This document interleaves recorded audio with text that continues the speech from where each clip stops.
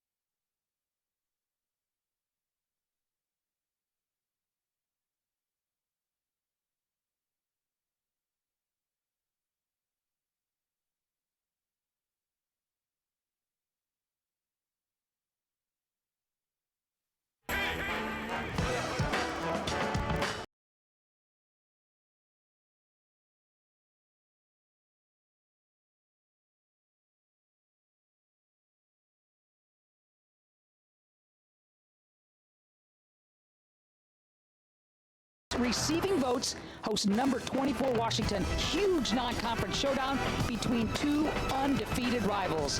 Good afternoon, everybody. Ann Schatz's joined by my broadcast partner, good friend Angela Harrison, former goalkeeper standout at Portland. All right, Ange, these two rivals go back to the early 80s. The calendar is always circled when these two clubs meet. Yeah, absolutely. And I think if you're going to have to watch a soccer match over brunch, there's no greater match to watch than this tremendous Pacific Northwest rivalry that we're renewing this afternoon. Huskies deep. Ton of high-class veterans sprinkled in with some good yearlings, but Summer Yates, one of those vets, one of the top players around. Yeah, Summer Yates, the fifth-year senior.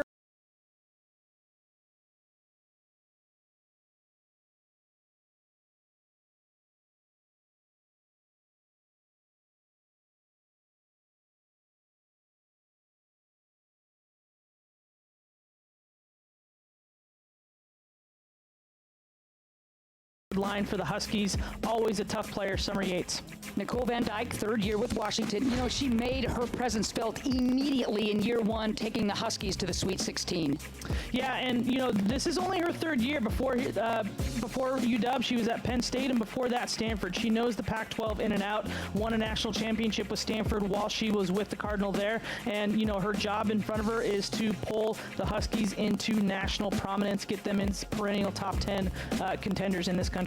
Switching gears to the hometown Pilots, the defense is going to have to be on point against these Huskies, and I know you're high on Bella Yekel. Yeah, we talked to Frenchie before the game.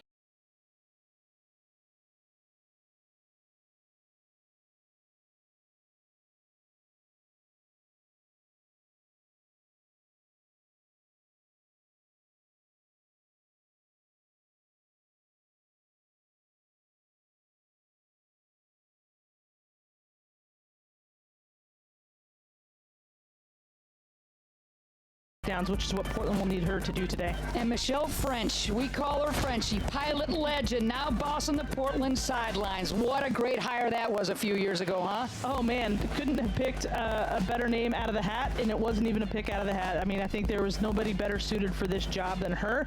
Frenchie, this again, we talk about the rivalry, 6-0 versus the University of Washington as a player when she played back here in the 90s, and as a coach, 1-1-1, and the great thing about that record is that her first year was a loss, second year was a tie, last year a win away.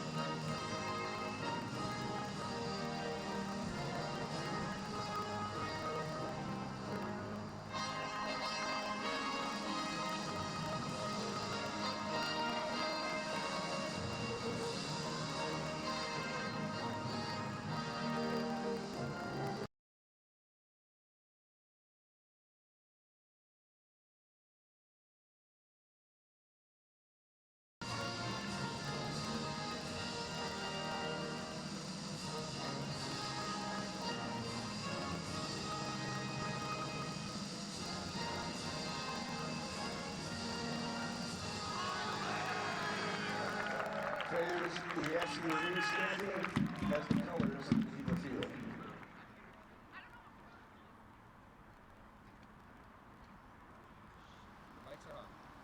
Welcome back to Merlot Field. National anthem played, color guard marching off the field. We're on the University of Portland's Merlot Field. Anshot's Angela Harrison, delighted to have you with us as the 24th ranked Huskies in town to face the Portland Pilots receiving votes. And Ange, you and I have been crunching numbers about this rivalry that's been around for 40 plus years. Look, and when I was doing the research on that, and I was like 82, that was only like what, 15 years ago? And I'm like, nope, you're not in the 90s. That's 40 years of games between these two teams. There's no team that Portland has played more than the University of Washington Huskies. They have played each other 43 times going back to 1982.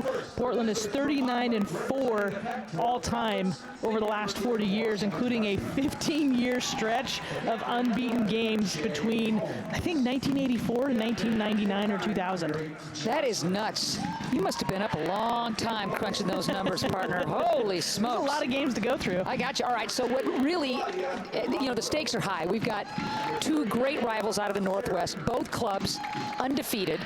Okay, one of them in the top 25, the Huskies, the Pilots receiving votes, knocking on the top 25, and then that rivalry sprinkled in, and it goes way, way back, and not just the regular season, but the postseason as well. All right, let's take a look at the visiting Washington Huskies lineup. They come in at 5-0-1. Sakani, a quality keeper. She will make sure that that back line is tight, and with Reichling and Holmes, McDaniel, and Johnston, you've got veterans who are healthy. Angela Harrison up top, look out for Yates, but how about Stickle having a career year? Yeah, just right now, the Huskies have so much confidence, can score from anywhere. They've only allowed 2 goals this season. They're going to be extremely tough to beat in the back, and they're going to cause Portland all sorts of problems in the attack that they have to lock down.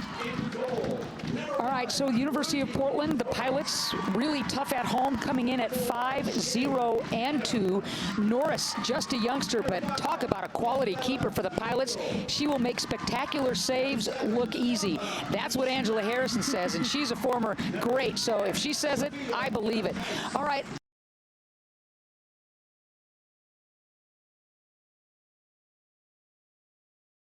Frenchie, with some of these starters who aren't starting every game but starting today. Well, I think it's balance. I think it's how Portland is going to create and how Portland's going to attack, and then most importantly, hit the notes in transition, coming from forward to back to front. That's going to be the critical piece, and when you watch how they line up, it's going to be all about balance for this team. So Nedia Sawan starting again, and it's great to see Nedia back in the starting lineup. She had that game-winning goal against the Huskies last year in that 1-0 victory up in Seattle for Portland. Yeah, and then got herself going again this year, has been in and out of the lineup through the first part of the season. Started the other night versus Seattle U, got the game winner from the run of play. She scored in the opener versus Utah, but from a penalty, and anybody that's been watching her over the last couple of games have been frustrated for her. She's had some phenomenal chances, really, really good stuff that's taken world-class saves from opposing keepers to keep her out of the net, and the other night she finally broke through, picked off a great ball in the midfield, and just buried it from outside the penalty area. Pilots in their home kits, purple stem to stern, visiting Huskies with the white uniforms, socks, shorts, and shirts. We're moments away from being underway. Angela, when you stop and think about these two quality teams, neither team has trailed in the first half. Neither team has trailed in the first half. It's incredible. Well, and you look at this Portland squad coming in with a ton of confidence. They gave up 2 goals in their opener against the University of Utah, and then nothing. Just complete shutouts, blanks ever since in the last 6 games. It's been an incredible run for them defensively, and that's going to be the momentum and the confidence that brings them into this match. 6 shutouts. Incredible. I mean, for the Pilots. Now, that's not likely to happen today against this high-powered Husky offense, one of the best.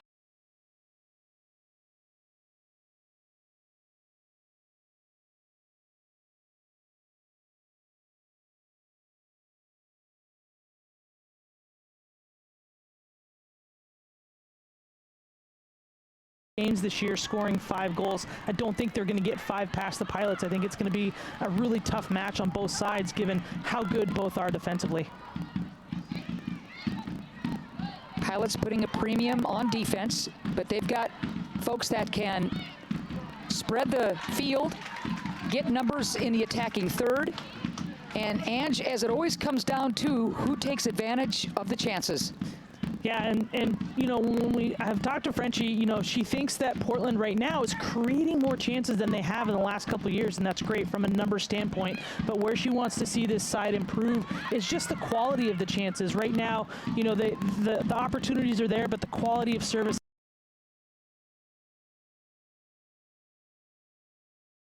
The ball, she wants to see better from her forward line. You know, the runs off the ball, more dynamic, less easy to mark. So does that, you know, also follow suit with Frenchie's take that she wants quicker passes, quicker decisions, yeah, and not letting that defense converge? Right, and that's really the key is to keep moving the ball quickly, keep them guessing, keep them off balance, and just don't be easy to mark. Pilots not able to clear. Stickle.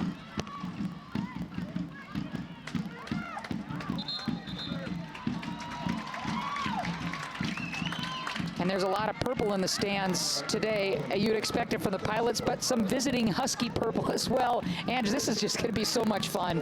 Yeah, always is. University of Portland, University of Washington games. So it's just all purple in the stands. So, you bet. You know, you just...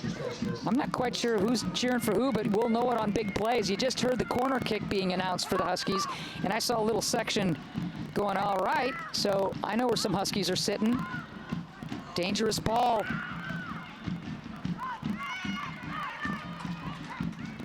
Huskies will reload, coming off that 5-1 victory over Seattle University and some days to prepare for this match. Look out. The Pilots also defeating the University of Seattle 1-0 just the other night.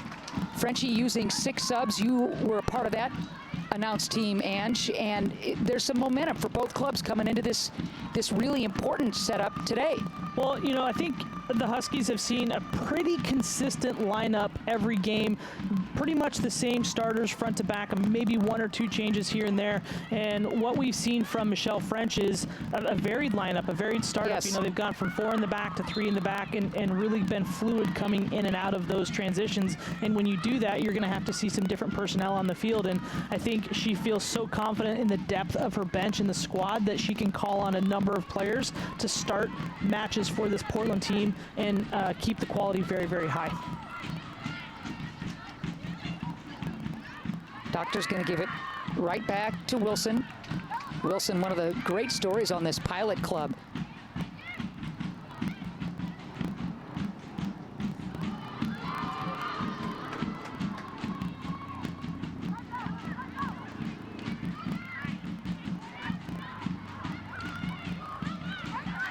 .50-50, won by the Pilots.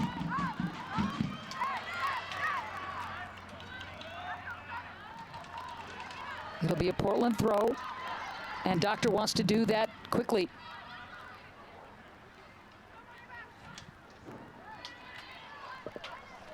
Good D, Reichling. Pilots take it right back. No counter for the Huskies there.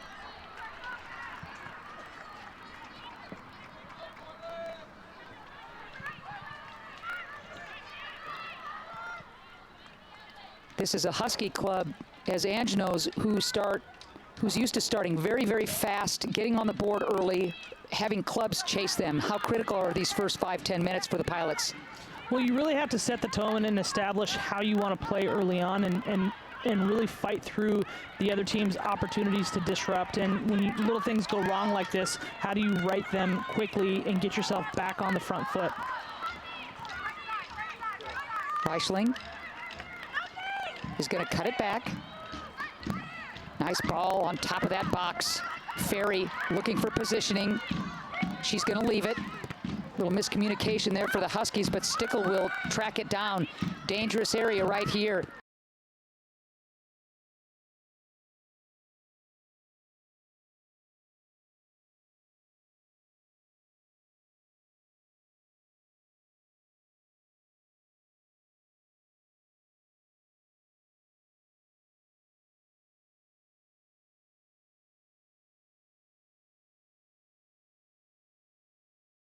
Husky club. A couple of number 30s going at it. Wilson and Stickle.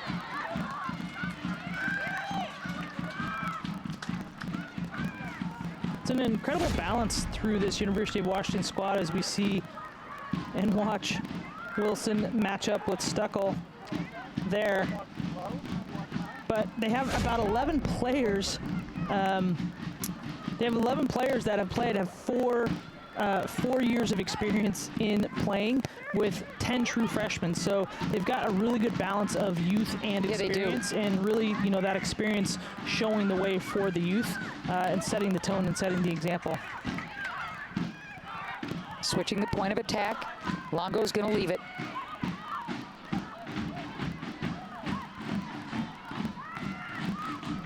Again, keeping the ball in the attacking third, the Huskies. Great hustle tackle by Sawan. Whistle's going to go against Sawan and the Pilots. Referee just giving her the reasons why there. As we see the ball just pop out off the Husky foot, and Sawan coming through, clearing it right there, and you see her top leg or right leg just catching, I think that was Shea Holmes towards the end of that tackle. Sawan coming off that sensational freshman campaign. Coming off the bench many a game this season at this point, but starting the last couple. Look out. There's Norris.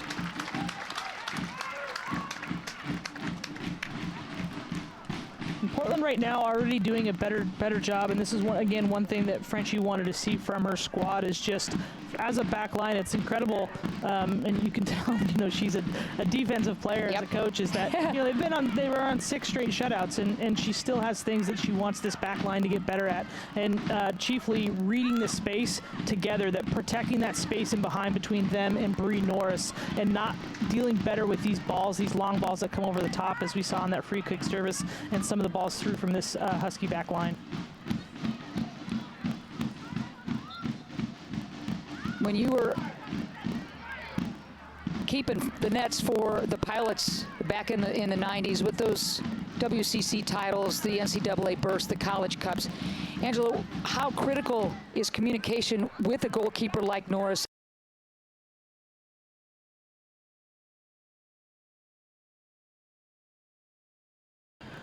I mean, it's key, and I've said this before, and I'll say it again. Any good goalkeeper worth anything will always give full credit. Any shutout that they give is a shared responsibility between them and the players that play in front of them. It's not solely on that goalkeeper, and they know that, because as much as the goalkeeper's there to bail their teammates out when they make mistakes, the teammates help clean up everything in front and do the lion's share of the work of preventing quality opportunities coming at their goalkeeper. What kind of memories do you have when you played the Washington Huskies? I mean, good ones. Never lost. Yeah, I was going to say, the results were pretty favorable, weren't they? Yeah, I mean, man, I remember my sophomore year, we actually opened against UW, which was kind of an anomaly. We usually played them, you know, 2 or 3 weeks into the season, and we actually went up there, and it was a 5-0 win. That was a great season.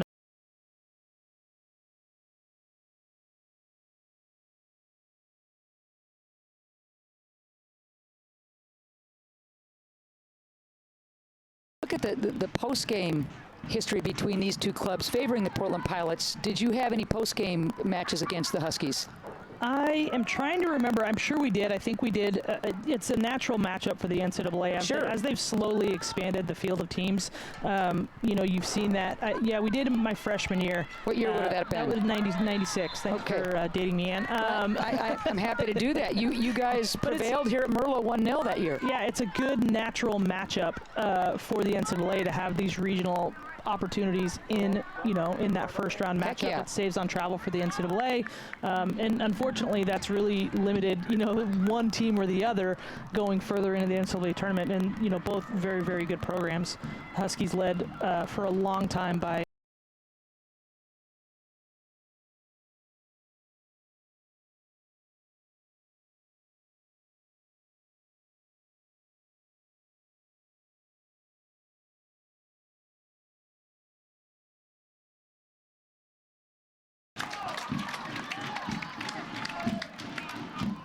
One of the few freshmen in the starting lineup for the Washington Huskies, Tatum Thomason from Arizona.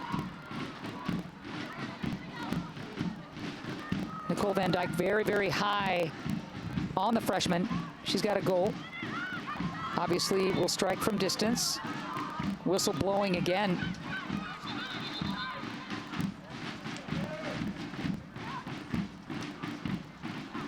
th minute here at Merlot Field. 24th ranked Washington in the house. The Portland Pilots receiving votes. Looking to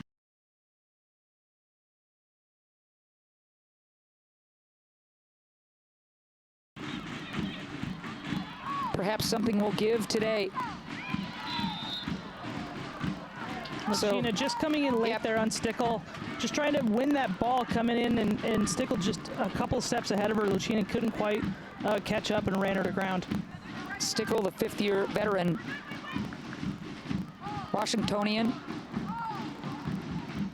putting it all together and very confident this year, according to Nicole Van Dyke. 4 goals, 1 assist. One of the many players who have found the back of the net for the Huskies. Stickle is a handful.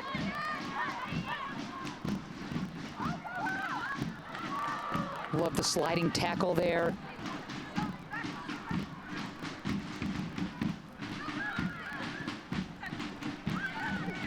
Dangerous here. Boy, teeing it up was McDaniel over the crossbar. Little layoff, and she struck it.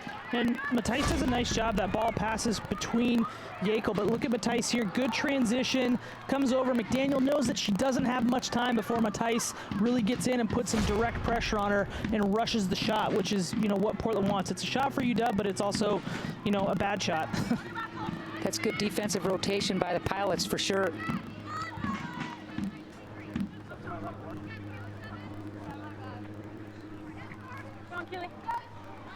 Portland hasn't been able to crack the code in terms of getting into their attacking third on many occasions in this match, which is 14 minutes in. Yeah, I've only been able to get into their half once or twice, and you know, this is where in transition you see Lucina there. They're going to need to have Norman and Doctor really pushing the flanks up wide. Right now, Portland playing with 2 in the front, MJ Rowe, Nedia Sawan, and really now it's going to be down to Doctor and Katana to provide those extra forwards in that front line and the width that Portland needs to attack with danger and speed. Using that speed really to stretch that field, you bet. Opportunity for the Pilots.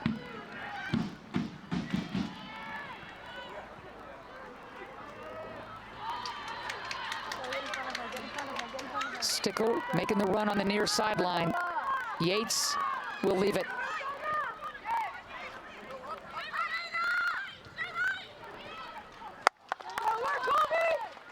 Portland right now defending a lot, but you see them defending with discipline right there. Keely Doctor comes over, rotates over. As soon as Matthijs knows that where that ball is coming, she steps up on Doctor's player, pushes Doctor on, and they're able to defend with a lot more discipline than what we've seen them, getting these rotations between players down with a lot of speed and ease.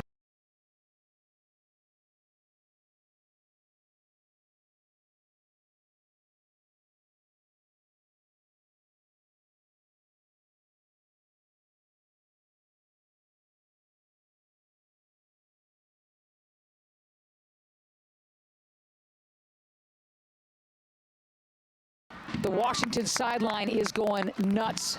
Player looked to be tripped inside the 18. Yeah, that was our player to watch, Summer Yates. And you see her just very good on the ball coming in. Takes a touch. Camille Ash does such a nice job. For me, that's a great no call. Camille Ash has always been so good at using her body. She gets right in between that and really is just that shield, and Yates can do nothing but kind of throw herself at that ball and try to get something. Here's Rowe near the 18. Rowe's going to cut it back, still with possession. Norman with the little scoop. Ball punched. Still up for grabs. And that was Yekel with good pressure on Sakani there coming in. Norman probably needs to do better with that ball, not that high lofted ball like that. Needs to drive that in, looking for the back post for Doctor. Maybe something for Lucina to clean up at the top of the box. Yeah, I think Norman would like that one back. Sakani off her line, punching the ball out of harm's way moments ago. Sawan whistled for that foul, so we'll start heading up the pitch as Sakani, transfer out of Cal, getting her graduate degree with the Huskies. She has been phenomenal for this Washington crew. Phenomenal over the course of her tenure there. Well, and this year already off to a good start. Has started all 6 games and only allowed 1 goal, one of the 2 goals that the Huskies have given up this season.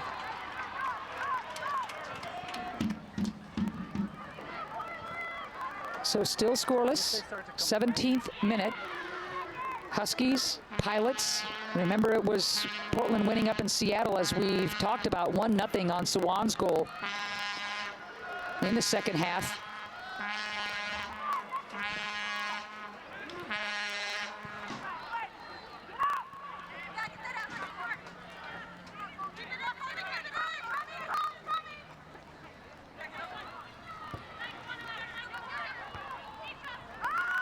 Pilots defense has been asked to be consistent, connected, organized, and you can hear them talking, barking at each other, even up here.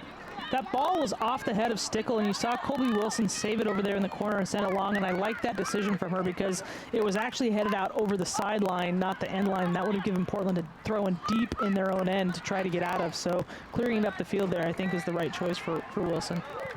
Another corner.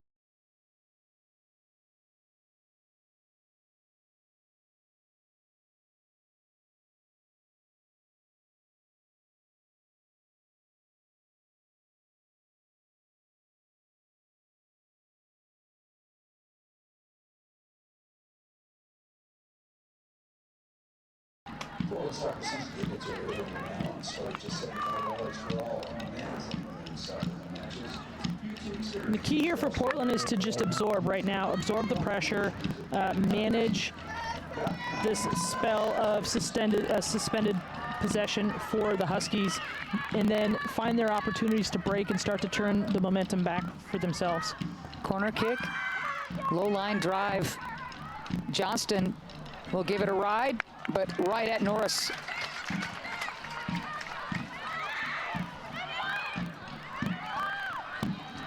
A little heavy on that touch.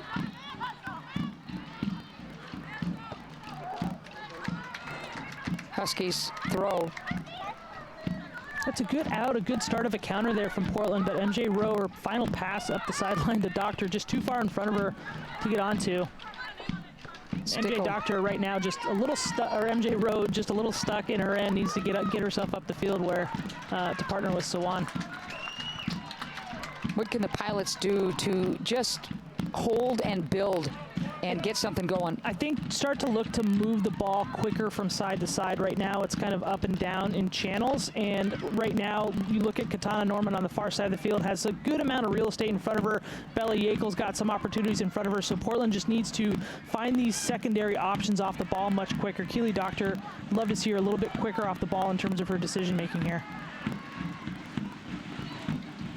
Lost the touch there, but the right idea. It's going to be very hard to beat this Washington team off the dribble today. And so what you're going to look for is a lot of 1-2 passing through the middle. Again, trying to find the weak side earlier. That's where you're going to find your opportunities to dribble in space rather than facing up 1v1. Having the good fortune of talking to Michelle French earlier this week, that's basically echoing your thoughts, Ange.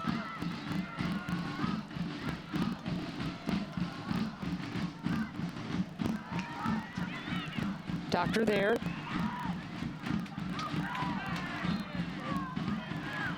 Lucina showing good skills to draw that foul.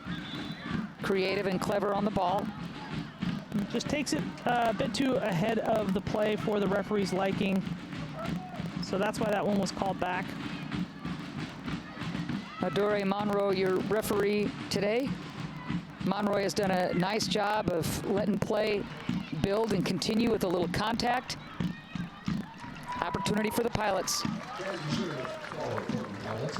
This is the first real chance for Portland, first corner of the game for them. So you're going to see Colby Wilson come up, be a presence, Camille Ash come up, be a presence, and Soph Matthijs, always dangerous in the air for Portland. Corner kick, Pilots.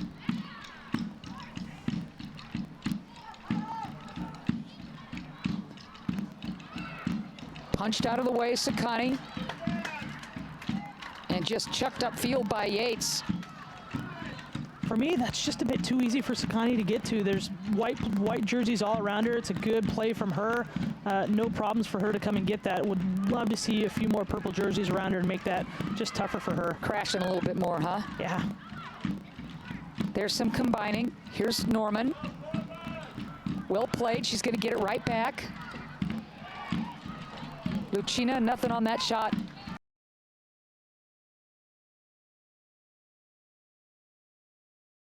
More communication between those two would have made that a bit easier from Lucina. Sawan was never going to do that, but she would get that ball, but she was shielding it for Lucina. Lucina just has to pick up on that a little bit earlier.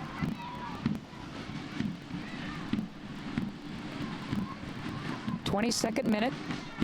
Scoreless here at Merlot Field.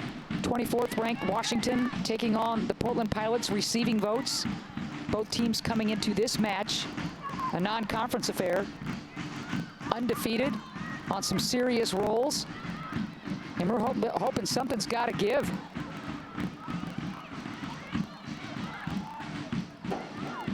Here comes the heat. Well played. This is great from Portland. You see it's their first really good breakdown, moving the ball up the field, and this is, I think, what Frenchie's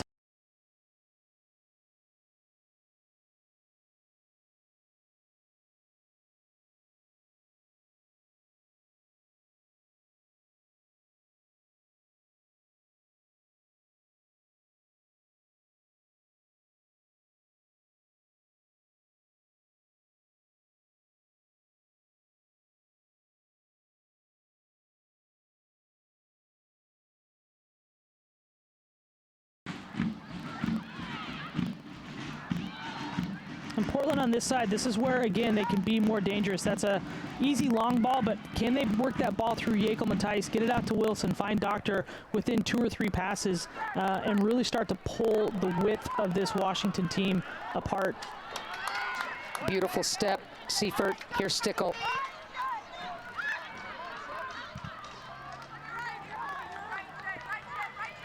Wilson.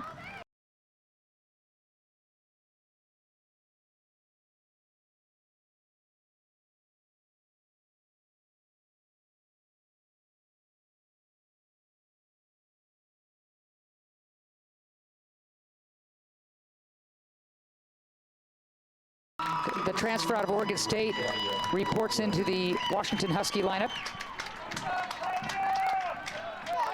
Speed on the flank is what Weinert will bring to the Huskies, as Longo will take a seat.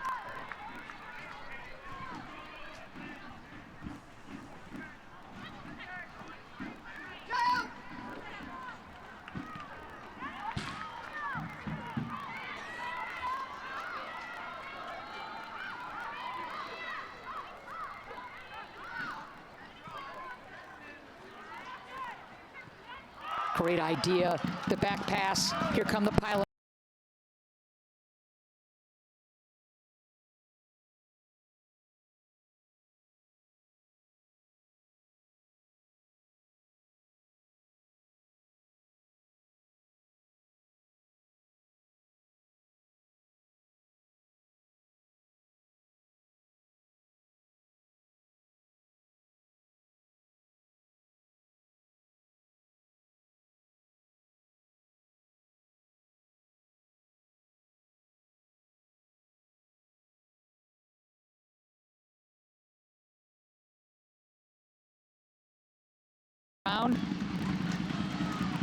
Pilots control. Header, look out. Wow! What a finish by Sawan! And that all starts with Wilson. And Sawan, ever dangerous, scores. And we talked about set pieces.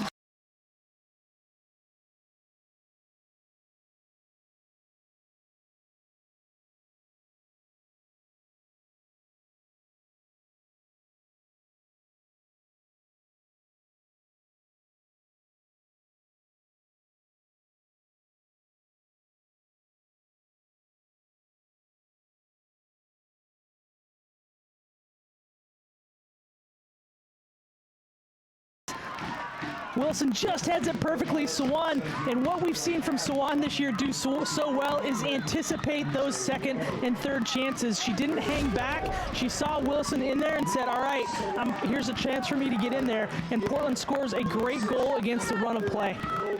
It took a few minutes for the Pilots to get their offense untracked, but untracked is exactly what that score has done for the Pilots. 1-0 Portland with that goal by Sawan in the 26th minute.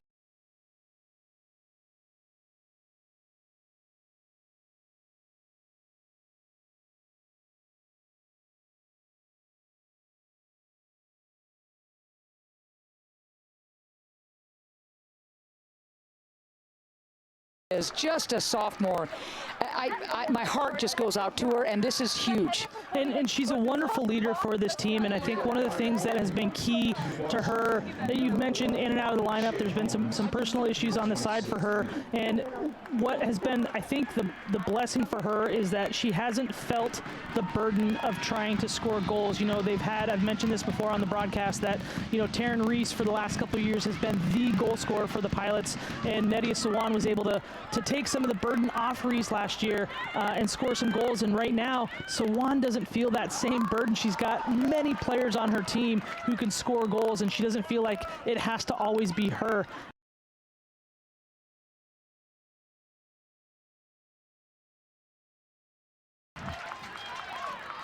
And and this is the beauty of sports to me more than anything else, is you've got your family and then you've got your athletic family, and the Pilots have all rallied around Sawan. Yeah, they have, and you know, this is just, they rally around each other. Everybody goes through something at some point during the season, during their career, and you know, that's what your teammates are for. Like you said, they're your other family, and you know, sometimes you don't always love your family, but you know, you get along and you work together, and you know, this is really come together for Sawan nicely. Second straight game with a goal from the run of play. 3 goals for her on the season now, and just for her, the excitement, the momentum from scoring against your chief rival couldn't come at a better time for her. So Millsap's reporting in for the Huskies.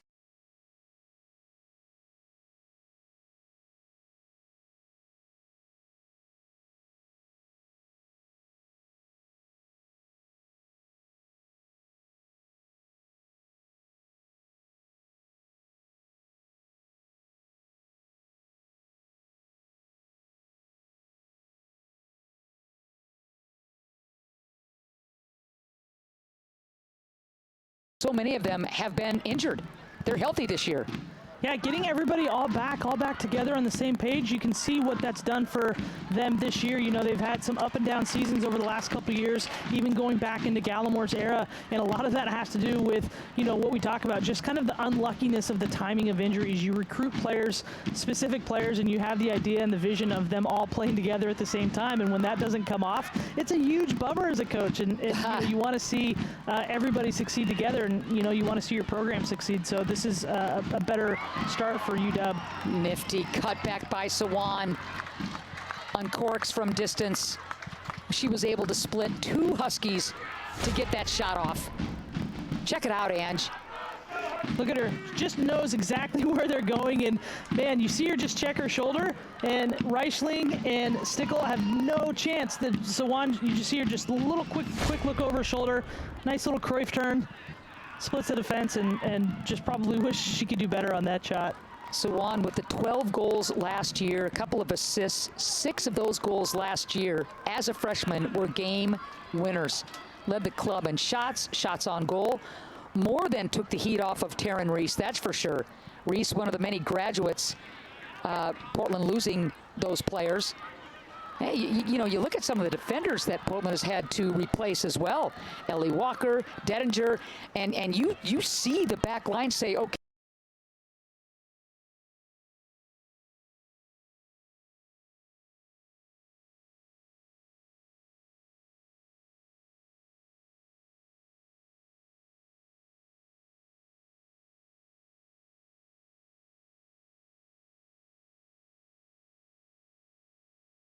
taller player, referees, when they're watching 1v1 matchups, they're going to usually call the foul against the bigger player. But you can tell that she knows that, and she's been able to, develop herself to a point where the referees, it's almost impossible to call a foul on her because she plays so cleanly and wins the ball so cleanly. 30th minute. Portland leading Washington on Sawan's goal in the 26th minute. It all started with a corner kick that the Portland Pilots were able to keep alive. And then Sawan did her thing, heading it to beat Sakani on the wonderful assist from Wilson. And again, that goal very much against the run of play. Washington has been the dominant team in possession through the first half hour of this game, and that's just a great goal. Again, I said it in the open, the Pilots are going to capitalize off set pieces today and be dangerous off set pieces, and they were, and they needed that goal against the run of play to continue, as I said, absorbing the pressure of UW, but now making UW's job a little bit tougher now. You mentioned the Pilots just needed to weather the initial onslaught from the Huskies, and give the Huskies credit. They came out on the front foot, but the Pilots have weathered and they have scored.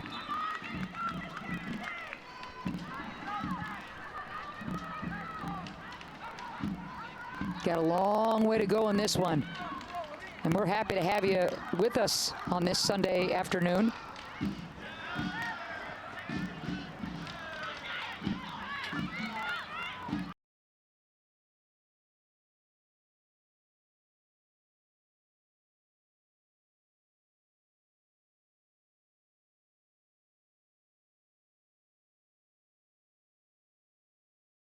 Really good for the Huskies.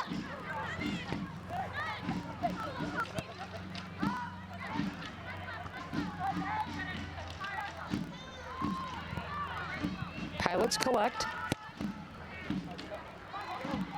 Not for long. Here's Stickle. Stickle wants to turn the corner. Wilson will try and mark. So smooth from Portland there defending. You saw Matthijs initially tracking Stickle down, coming into Colby Wilson's territory, passes her off, and then backs her up. That's where we want Colby Wilson to defend, or that's where Portland wants Colby Wilson to defend, is out wide, and Matthijs backing up, and that was such a smooth transition. That's very good communication. Our sideline. She's going to get it right back. Johnston coming off an injury. Great step. Johnston collects. Huskies trailing 1-0, keeping the heat on the Pilots. Ange mentioned it coming into this match, 6 consecutive shutouts for the Portland Pilot defense.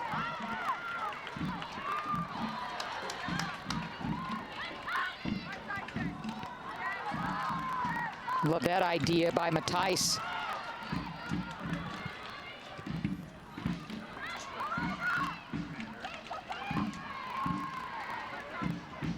Smartly played. Doctor, nobody in space until you see the hustle by Adams.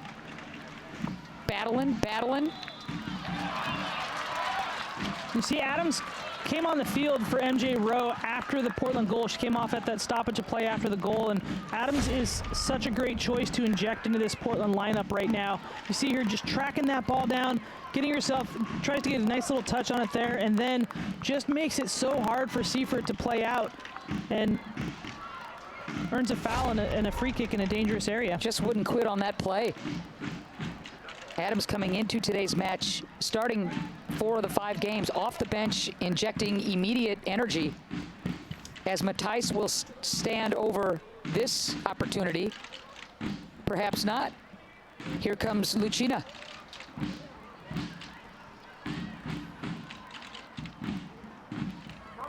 Wilson could be a target at 5'11".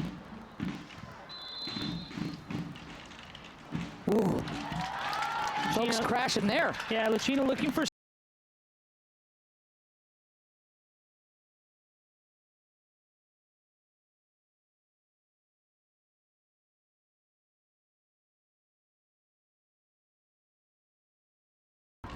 think Sakani wanted a foul on Sawan there, but I don't think that there was any. I think if anything was on her own player.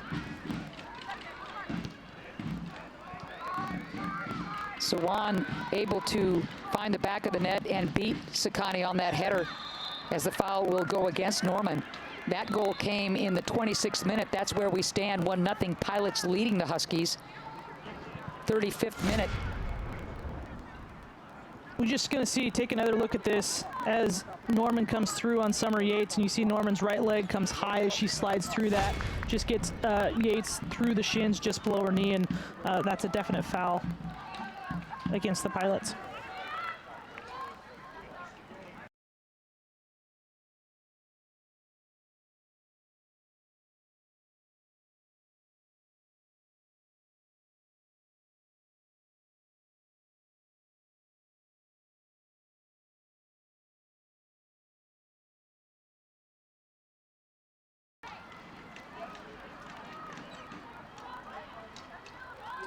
Taking their time on this free kick. Man, I guess.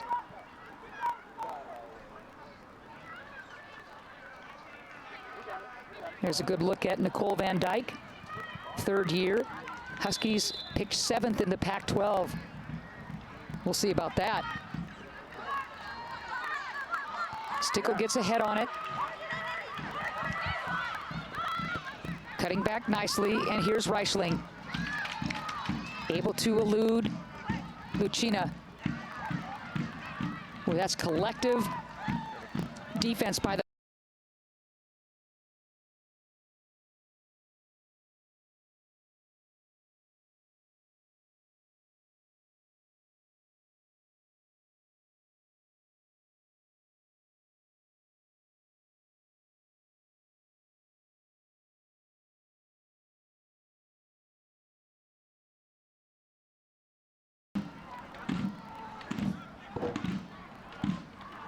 Summer Yates.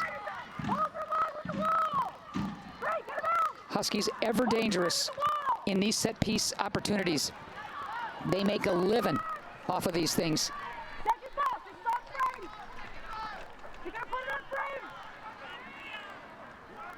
Come on, battle, you guys.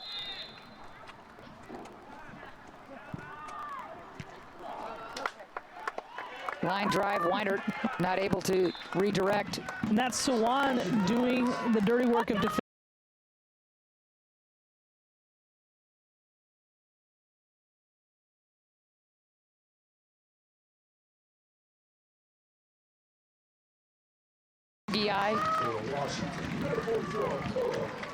Zuliafu, one of the fantastic freshmen for the Huskies.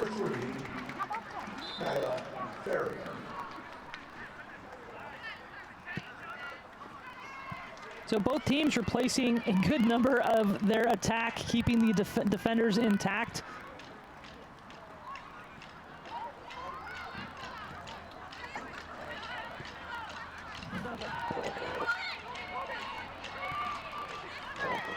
Hayden Crowley checking in for the Huskies as well. Both teams, to Ange's point, using their benches. Good dummy run. Huskies, here we go. Millsaps. Touch. Weinert.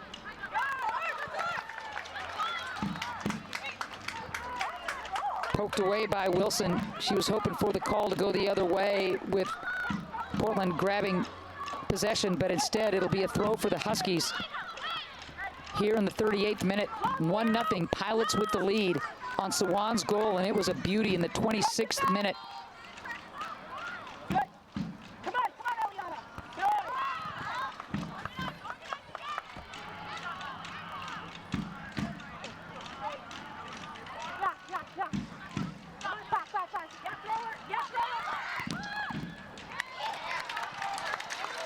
Another chance for the Huskies, Ange. They're pushing hard here in Portland. Again, just staying disciplined, having to be responsible for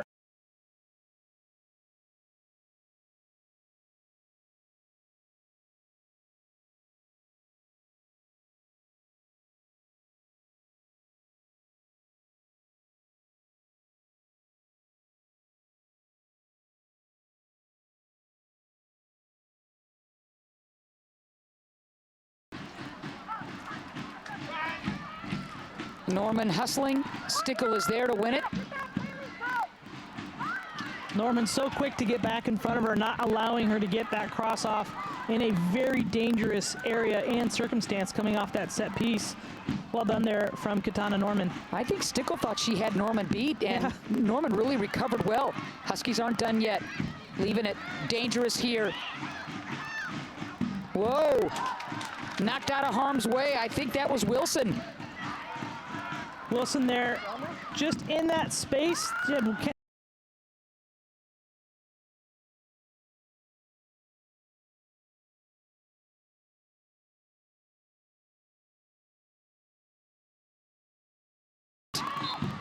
The foul's going to go against Seifert. And that exactly is what Michelle French loves about Kayla Adams. She is relentless. She is tireless. She will never stop trying and create so many opportunities just from that level of hustle and commitment. We know that Brooke Miller, the freshman, is dealing with a knee injury. So the fact that Wong is available and can play quality minutes really helps in terms of the depth. Well, just so many players. I wouldn't be surprised to see Ruby Settle, play today. I wouldn't be surprised to see Emily Collier out here today. Kate Howes, just a lot of different players that can get it done for Portland. Millsaps goes flying. Foul against the Pilots as they hustle down to get collected defensively here in the 41st minute.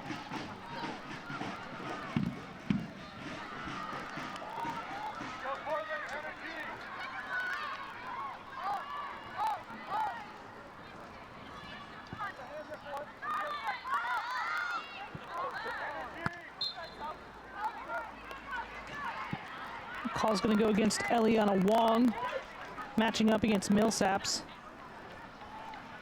Another free kick for the Huskies. Shea Holmes, one of the team's captains.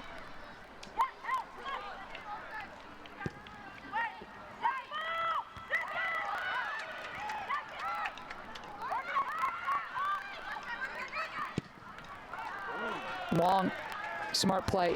And that's always going to be a tough challenge from free kicks as you're backing your line up on the kick and dealing with that ball. Portland did a great job to win that header, but winning that second ball when you have everybody committed to going backwards, trying to get that second ball knockdown going forwards is always going to be tough, but that's where Portland has to do better, is to try to find a couple free players that can step up and win those second balls and prevent the Huskies from keeping possession.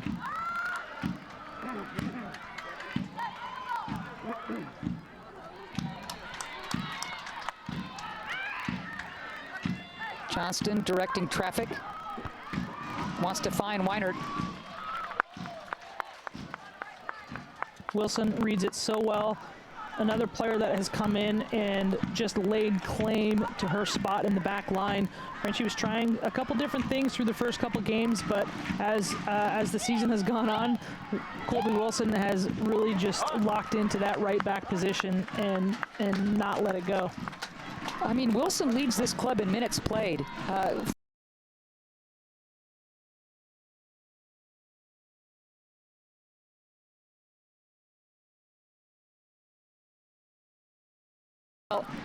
She's been starting almost every game for the Pilots. Came in completely different in terms of fitness, the mental attitude. She's ready to go. Well, and it really drives into the culture that Michelle French has been slowly building here. Players that didn't play much in the last season or were subs off the bench are hungry. They want to say, what can I do? Where can I improve? And then they're going out and doing it. It's one thing to hear that information, but then to actually go do something about it, as Colby Wilson has, to the point where she is the top player in minutes for this program. That's something special with a player. Yako is going to leave it on that far sideline.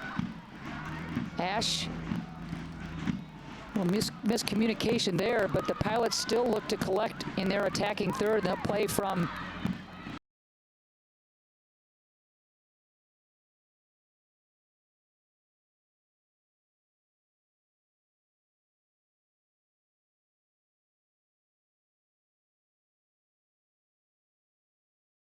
out of harm's way. Yeah, just barely got there. What a ball from Adams after a good series of possession 1-2s between her and Norman. Huskies on the counter.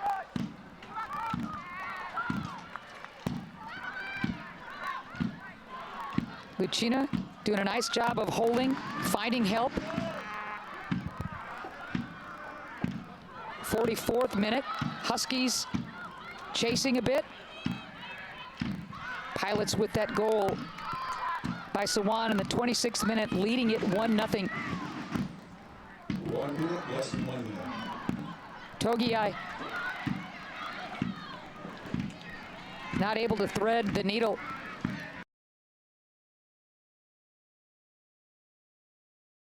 In Seifert there.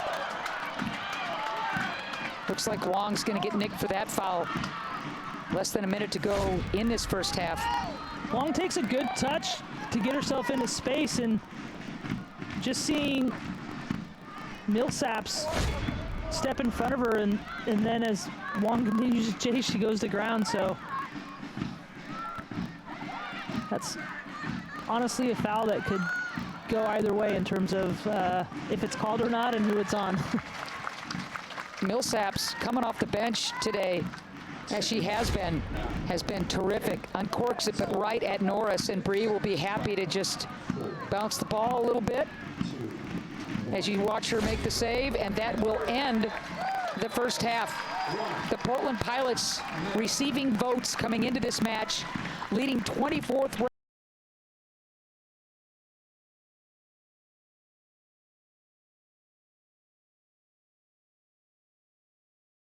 Pilots weathering some of the Husky attack and then getting that lone goal to lead it 1-0 going into the break.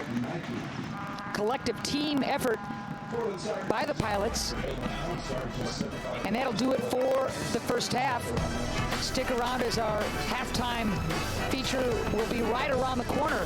Pilots leading the Huskies 1-0 at the break.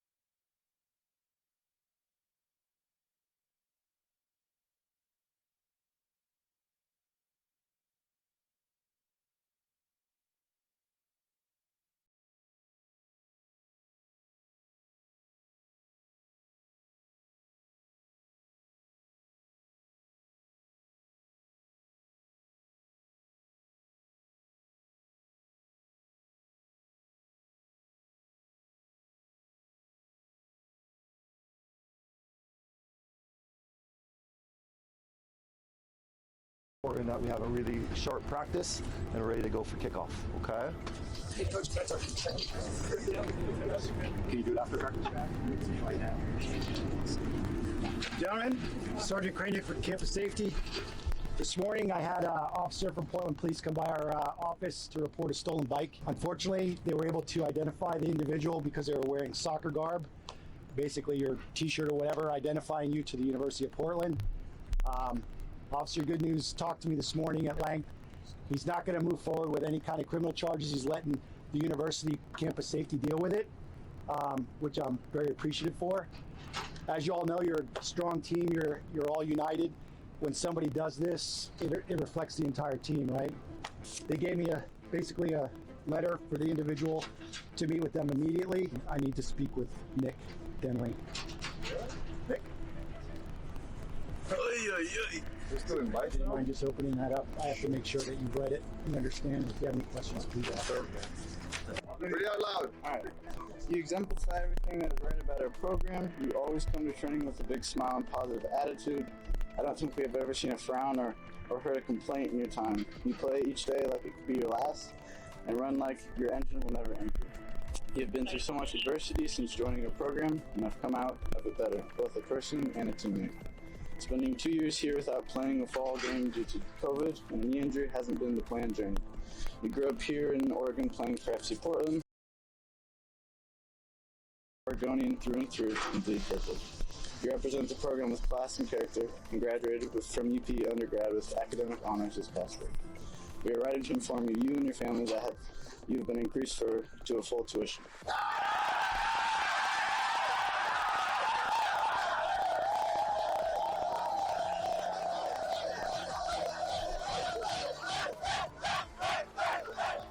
He's just a great kid, great family. They have connections to UP, and you know, it's he's deserved it. He's earned it. So I think that you could see the team's reaction because they know how much he puts into it, and just how smart of a student athlete he is. Well, for him to be able to finish up his MBA and get 2 degrees from the UP, I think speaks to his character. So he exemplifies everything that's right with our program, and it was a fun little event. Dream come true. Yeah. It's been a long time, and growing up here in Oregon, back in McMinnville, and playing for FC Portland, I've always known Clev Charles.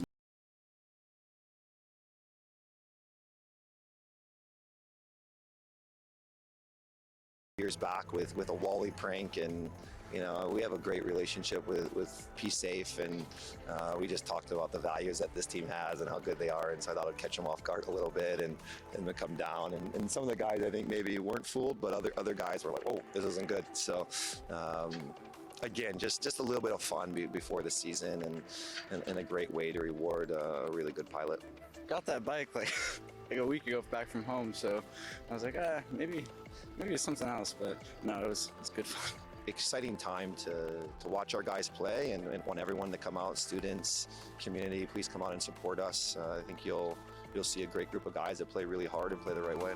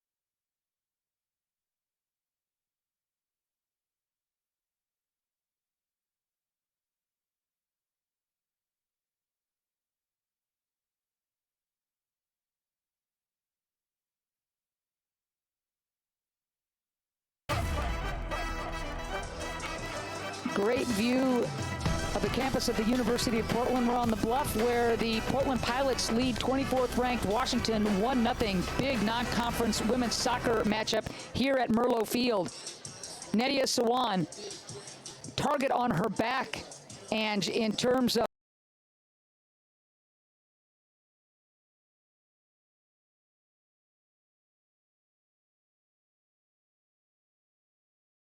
taken by MJ Rowe and kept alive by the Pilots. And really, I think what is so impressive about how Sawan managed this is that she just anticipated it. You watch her and she kind of pulls herself off the goal line. You don't see her kind of come out of frame, but right here, she kind of sees this ball go up. She thinks that Colby Wilson's going to win it, makes her run off, and man, there was no chance for Mary Johnston, who was marking her. Didn't read that as well as Sawan did, and gets herself in a position to put a great ball past Sakani. Man, you're right. Johnston lost her.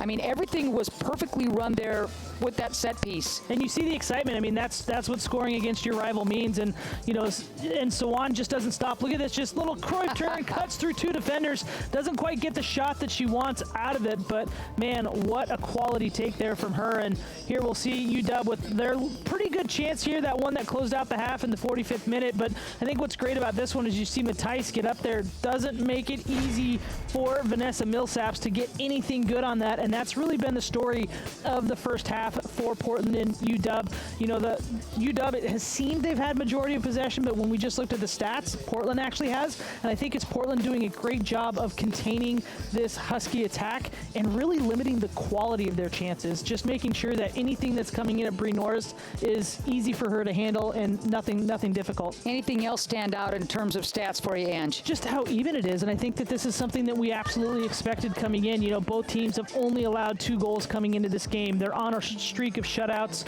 have scored a tremendous amount of goals, and just how evenly matched up they are in terms of talent and presence here in the Pacific Northwest. And this is exactly, I think, what people expected. It's the first time the Huskies have trailed all year, and the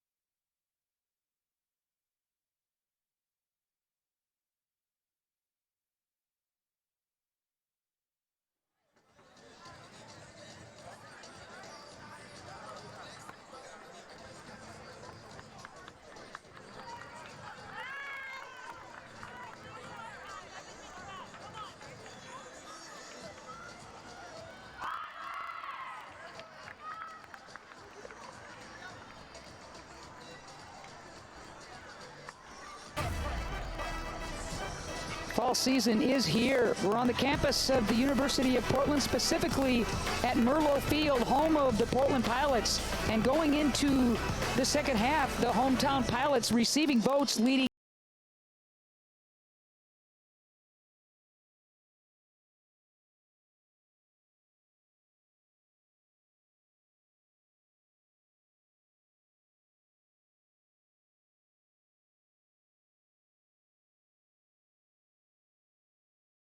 to learn that that wasn't the case once we got the stats. And, you know, what we're looking at here is how well UW can come out and try to pick apart this Portland defense that has been so good at absorbing pressure. They're managing set pieces so well defensively. They, you know, took their one early good chance off the set piece they had, and, you know, that's what they're going to have to do, continue to do, is find their opportunities on the counter. Michelle French asking her players, don't sit on the ball. Let's make good decisions, quick decisions. Let's use some passes. And you saw that really starting to come to fruition after about the first 10, 15 minutes of the first half. They just seemed a little bit more composed and collected. It's just, again, I just said it, you know, they absorbed pressure well. We're going to see right now a stoppage in play. There has been lightning here at the field. We just heard a rumble of thunder, a light drizzle, which I think for a lot of people will be welcome in the area. But right now they're trying to clear the grandstands, and they're sending both teams off the field. To clear the field, there's going to be a 20-minute delay at minimum for this lightning strike here nearby. Wow. Okay, so as you would expect, the stands will be cleared. All the players will go and make sure they're all safe and sound. So we were just a minute away from starting the second half. Literally, I know you were looking down at your notes, and as everybody walked out and Portland was just doing their kind of their setup for the second half, I saw a flash. And I wasn't sure if that was a flicker of our broadcast monitor in here, and then just shortly after you were going to toss to me, I heard the rumble and I asked our producers to let them know in case they did not hear it in the Child Center. Okay, so is this a momentum, you know, is this kind of a drag for either club, or you just go, okay, this happens? It's not as if we started the second half. Well, it just depends on how the coaches and the players approach it. It could be both. You know, I mean, you're definitely raring to go. You're, like you said, seconds away from kickoff, and then it's back into the Child Center for 20 minutes to try to get yourself ready to play. And try to keep warm, and, you know, not much to continue to do. Both coaches will have talked about what the adjustments that they want their team to make, and what they don't want to do as coaches is just to, you know, belabor the points and, you know, continue to just talk about these things. They'll probably try to keep their teams loose, keep their confidence and minds focused on the next 45 whenever that starts, but really just trying to keep the players loose and relaxed. Well, we've been dealing with wildfires statewide.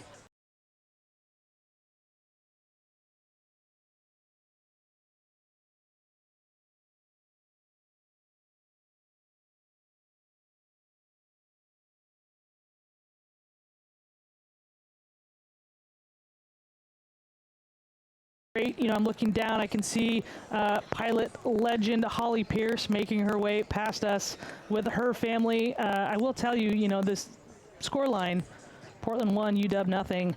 I am on a group chat with a number of alums from the 90s. Lord have mercy. It is going off right now. Everybody's pretty happy about this scoreline, and just hopes that Portland will be able to continue the momentum for the next 45. We talked about the rivalry between these two programs going back decades, going back over 40 years. Initially, it was all Portland.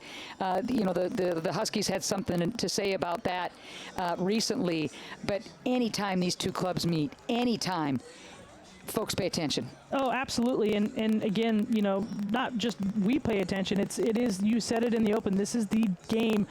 Play North Carolina on your schedule, that's great. Notre Dame, cool, back when we all played. But, man, you're looking for that UW game, circling it. That's the game that everybody was up for, wanted to play.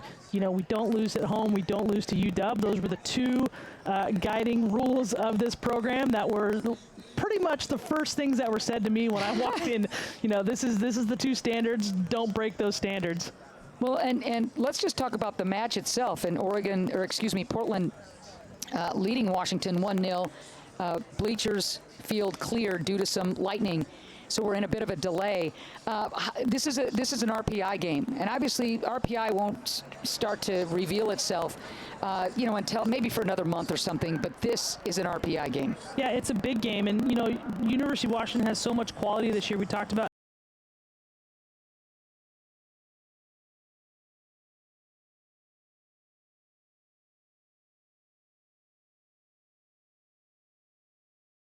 and surprise some teams, but the Pac-12 is such a difficult conference to play in. You've got so many quality teams, and regardless of where the University of Washington finishes, they are, I think, going to finish in the top half of that conference. Portland, if they're able to sustain this for the next 45 minutes, pick up the win, that's going to bolster their RPI just by the virtue of them playing University of Washington, and the University of Washington is going to get results that matter in the Pac-12.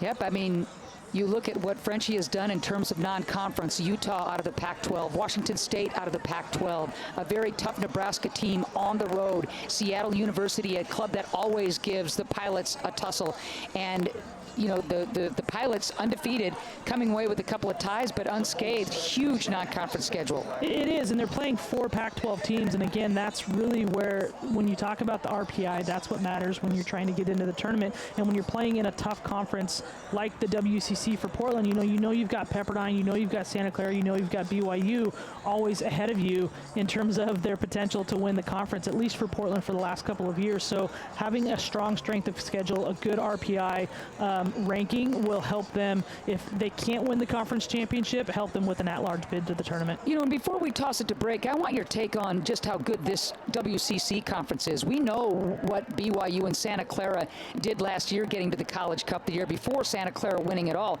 This is not a 1-bid, 2-bid league. You've got some strength in terms of 2 or 3-bid league as far as the WCC is concerned, and the Pilots would like to make it a 4-bid league. Yeah, and when you look at the preseason poll, Gonzaga was actually picked ahead of Portland. So Portland's, predicted to finish 5th by the coaches, BYU, Santa Clara, Pepperdine, Gonzaga, and then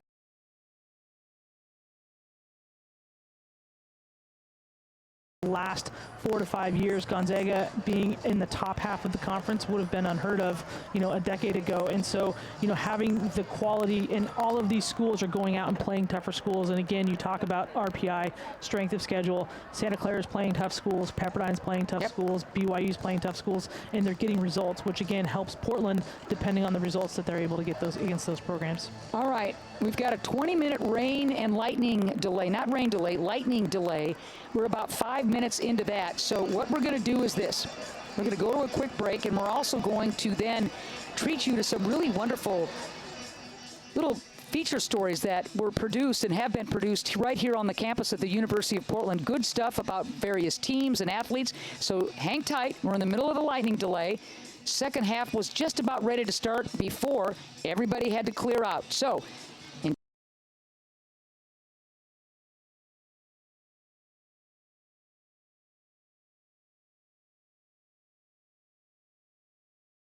welcoming community. Question assumptions and discover truths. You could join a team researching ways to prevent cancer. Immerse yourself in social justice. Challenge yourself to rise above expectations and apply your knowledge to make a living and a difference. Engage in the pursuit of education with a deeper purpose at the University of Portland.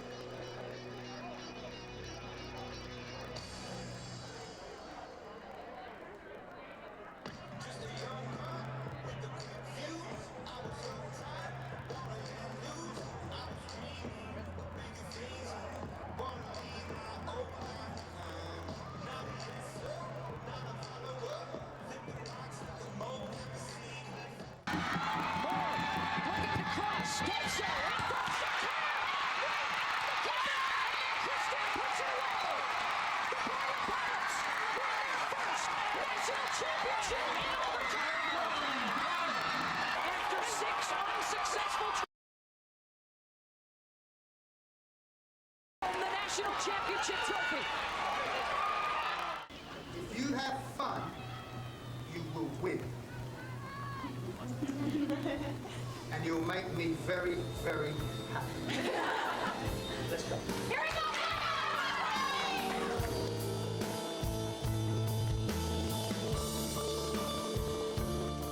The way, from whether it was the men's team or the women's team, he treated us all equal, and he knew how to get the most out of us individually as well as collectively as a team. He's a gentleman, a scholar, as they say, but it would be hard not to like Clive. I mean, he lit up a room when he came in. You know, he's always a featured guy when he was around, everybody's talking to him, and he just had a great personality. He treated everyone with respect. I don't know that I ever saw Clive have a bad day. If he did, it wasn't apparent how genuine he was and how he treated people. Tiff came to Portland when it was not cool to be at Portland, and the reason we won this today is because of her. So as long as she knows that, you know that, don't you? And the only reason I'm here is because of this lady here. He thanked me for, helping in the history of the program, and the biggest thing I blurted back to, I love you. I don't know how you could put into words what he's done for me.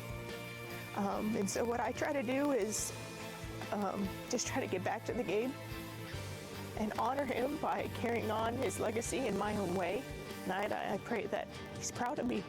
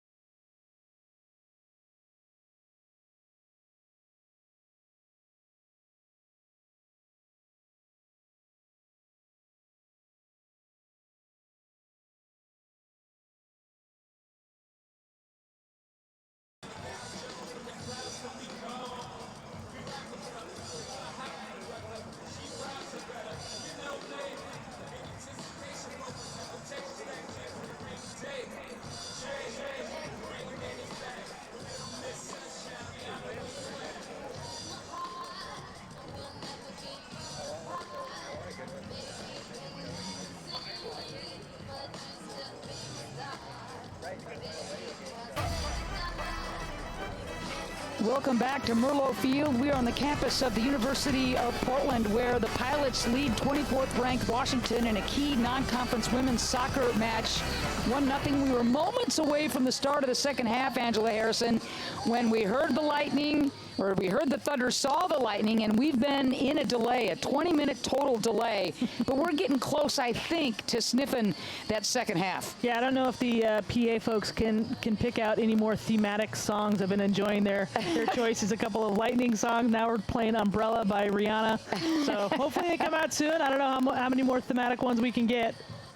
Well, great first half for the women this afternoon. As I mentioned, leading Washington 1-0. We are at the break in a lightning delay. Just last night, in front of a raucous crowd here at Merlo Field, the men's club defeating and upsetting UCLA. We were on the call, and that game was a blast. A 2-0 Pilot win over the ranked Bruins. Yeah, and with this win, pretty great feat. You know, they've had great preseason wins over some other Pac-12 teams, but this was a great one. UCLA was ranked as high as 4 coming in the week before, dropped to 15th for this match. But boy, what a game it was, and they took their moments, and they took them so well. It was a lot of fun to watch these goals. Here comes one that you are going to want to take a look at. My word. My word. How about Cambridge, huh? Cambridge, and again, I said this last night, he knew the pass before he was getting that ball. He knew exactly what he was going to do with it, and he just made sure he timed his run and took that so well. Pilots never let up. I mean, they could have had 5. I mean, you look at how many good quality chances they had, and they just couldn't convert ultimately. But all in all, a 2-0 victory. You mentioned it. Portland Pilot on the men's side, they're undefeated. And when you go into today's action, the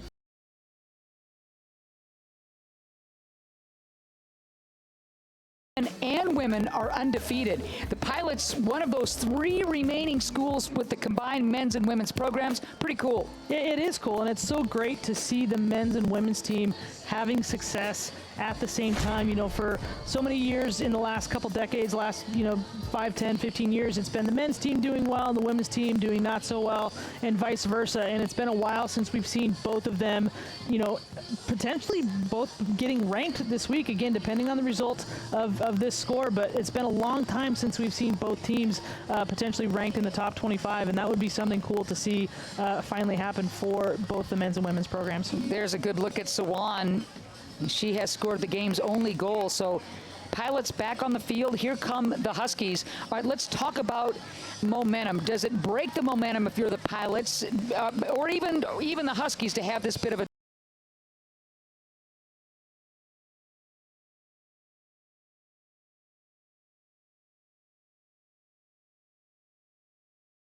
amped up, coming back out, and then almost again 20 seconds away from kickoff, then it's back to the locker rooms for 20 minutes, and that's hard. It's hard to then manage that adrenaline, manage the excitement, manage the expectations coming back out into the break. But if anything, both of these programs have phenomenal coaching staffs, and we'll have made sure that they stayed relaxed, stayed loose, and then as they come out here, they get 5 minutes to warm up back on the pitch from the lightning delay, and they'll get them ready to go again. All right, so you mentioned the fact that people running the songs here at Merlo have come up with some great thematic music for the lightning and then the thunder. So now it's Thunder Road by Bruce Springsteen. Yeah. So we're still rocking and rolling here at Merlo. No shortage of great songs.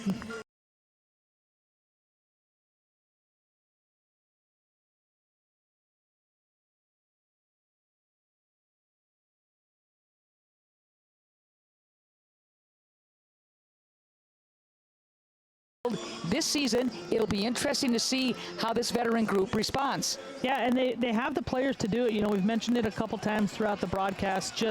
I'm just cracking up at these song choices. They have the veteran group of kids to do it that are now finally playing together all at the same time. They've had injuries and fits and starts where they've got a really good core group of players, but half of them are out because they're injured, or then the next year the other half are out. And so now this is the first year for Nicole Van Dyke to see kind of her squad at full strength and really able to see what she recruited and how they put it together. All right, what'd you like about that Pilot bunch the first half? Oh man, just how good they were at absorbing. You know, they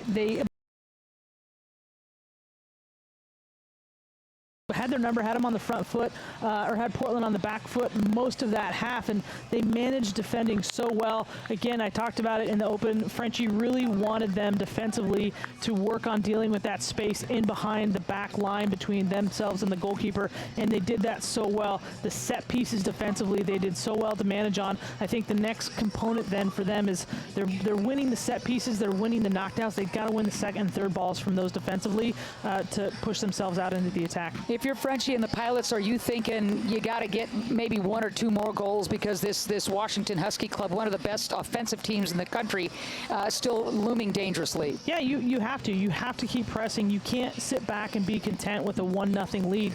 If you're going to be a top-tier team, you're going to be a team that is at the pinnacle. You have to be relentless. You know, the 2002, 2005 national championship teams, they had that motto.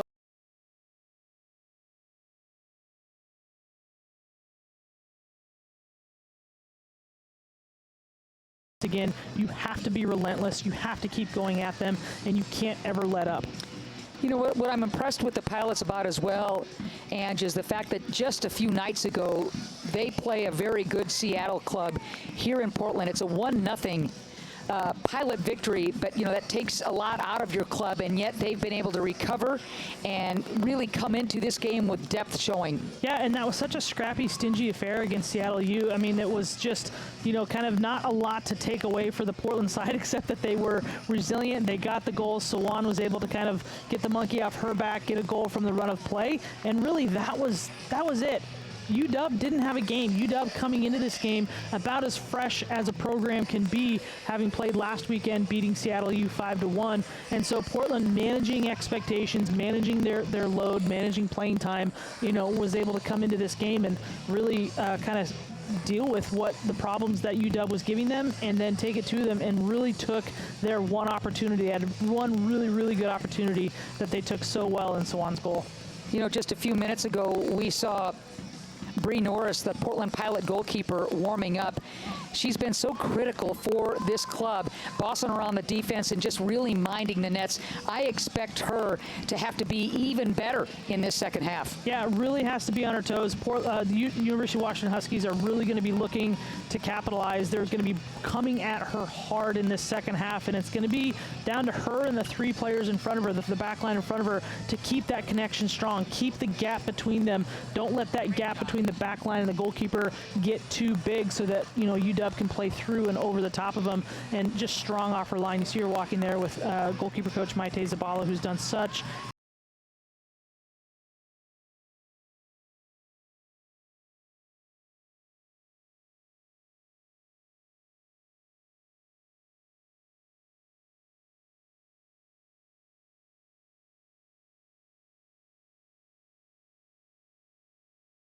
Our Lightning delay is almost up. Fans back in the stands. You know, you think of this Husky bunch. They laid 5 on Seattle. They laid 5 on Long Beach State. This is an explosive bunch, and yet the Portland Pilots, it's a different defensive beast, these Pilots. And there's no, you know, they're thinking to themselves, there's pride, we've got communication, we've got depth, let's keep this score low. Well, and what they've done really well is that good work through organization. They're playing 3 in the back. They've got Matthijs and Yekel sitting in front of those back 3, so they're really gumming it up. Summer Yates, who's been so good for the Huskies, you know, laying on the assist. She's got 4 assists this year, and they've really made it difficult for her, for Kyla Ferry, for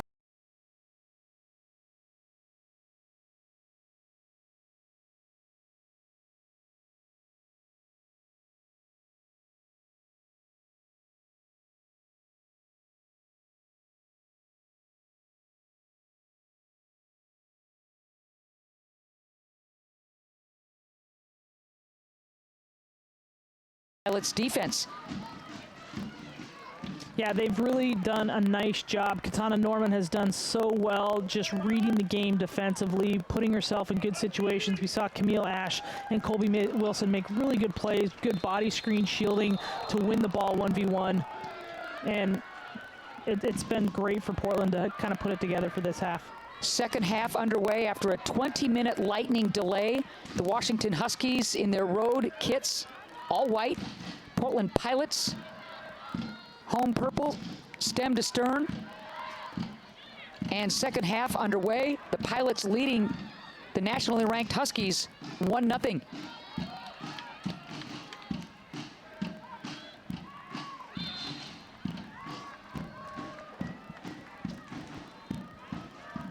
These first 5-10 minutes going to be really interesting for both clubs.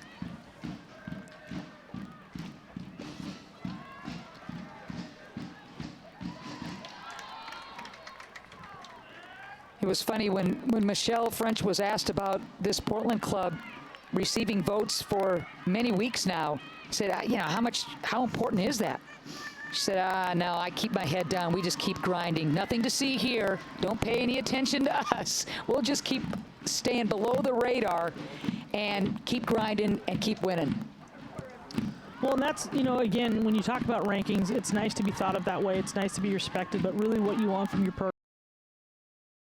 you want your reputation to do the work for you. You want to make sure that, when you're coming out, that you're making a statement every time you play. And Frenchie, as we get a good shot of her there, has really started to get this program in that mindset of just coming in, putting in the work every day in, day out, getting better every day. But Ange, aren't the rankings important in terms of recruiting? I don't care if they come in September. I don't care if they come in November and December. Doesn't that kind of thing count when so many of these clubs are recruiting the same kids? 100%. Okay. Yeah. I mean, but it's about the attitude of the kids that you have here now, and then the ones that you want to bring in, and this is where you want to keep your teams humble. You want to make sure that, if they are going to get that ranking, that they're earning it. They, as I said, they come into work day in, day out, and they're earning the recognition that they're getting through the results that they put out on the field. We're early in the second half after a 20-minute lightning delay here at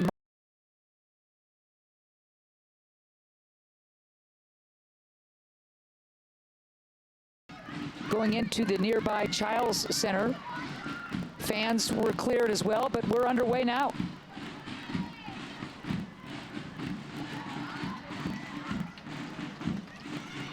Ferry and Adams going at it. Here come the Huskies. Look out!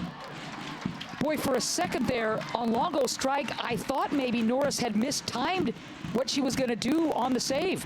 Yeah, and UW has really changed what they've done. They've switched into something similar to Portland's formation. They've gone to 3 in the back, 2 sitting in front, and now you're seeing Helena Reichling, who is outside back for UW, pushing up into kind of a wide midfield role, playing next to Summer Yates, and will act as a 3rd or 4th forward in the attack. And, really an interesting adjustment from Van Dyke here to mirror what Portland's doing in their formation. Boy, it really is, as Reichling, one of the best defenders on the Husky club, usually assigned to mark the best opponents forward.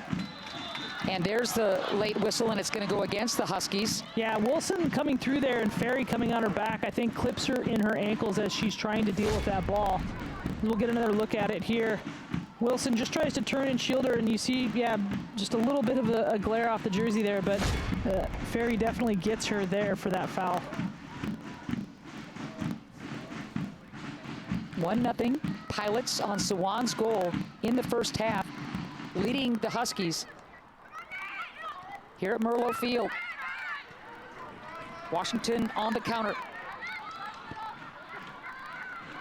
Weinert will turn and carry. Nice step there by Ash, and the Pilots would like to get something going. Look out here, you can't lose it in your defensive third.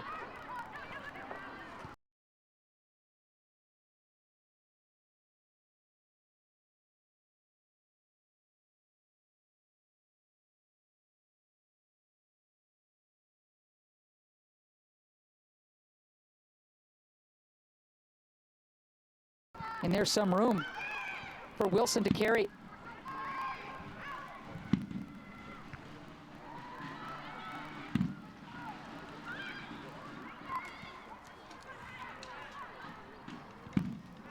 Adams retreating.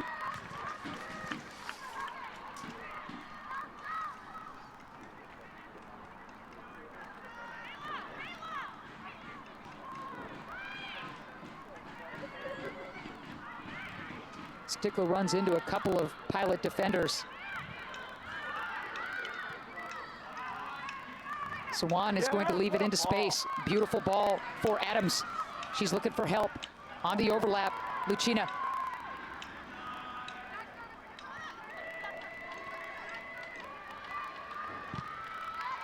Nice opportunity for the Pilots. They'll get a corner.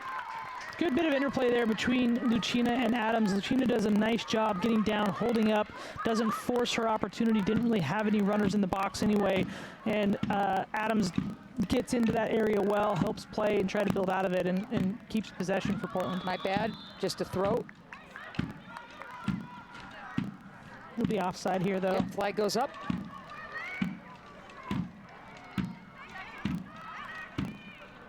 So 52nd minute after a 20-minute lightning delay. Right before the second half was supposed to start. Second half underway now. 1-0 Pilots with that lead, thanks to Swan's goal in the first half.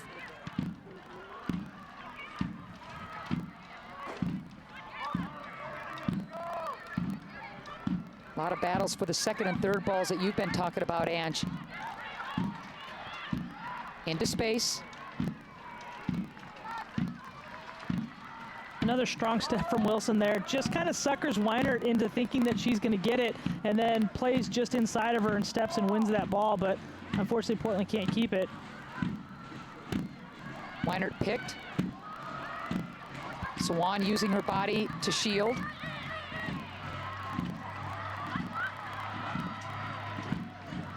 Eleni Palacios, a really good physical matchup for Swan. Coming in at halftime as UW has shifted into this 3-back, so Palacios will be the center back here. And that's going to be a good matchup between those two. It'll be a fun one to watch over the next 40 or so minutes. If I'm not mistaken, Palacios didn't play in the first half. That's correct. Okay. So you saw her take on Swan immediately.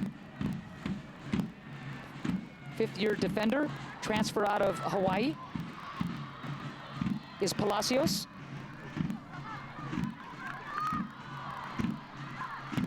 Nice tackle there by Longo, but it'll be a throw for the Pilots. You start to see where UW is going to try to draw a lot of their confidence from. A lot of physical play coming in, aggressive, coming through the ball, trying to win the tackle by going through the ball, through the player, and to establish some momentum, get a big sticking tackle that's going to, really draw the adrenaline for their team up and fire everybody up. So if you're the Pilots, how do you counter that? Play quicker and don't get tackled. Okay. Got to have better options off the ball and make sure that, you're trying to play. We saw some really good interplay in the first half, some good 1-2s. Dangerous here. Wow, Norris coming way out as Stickle was bearing down. And let's see what against Norris.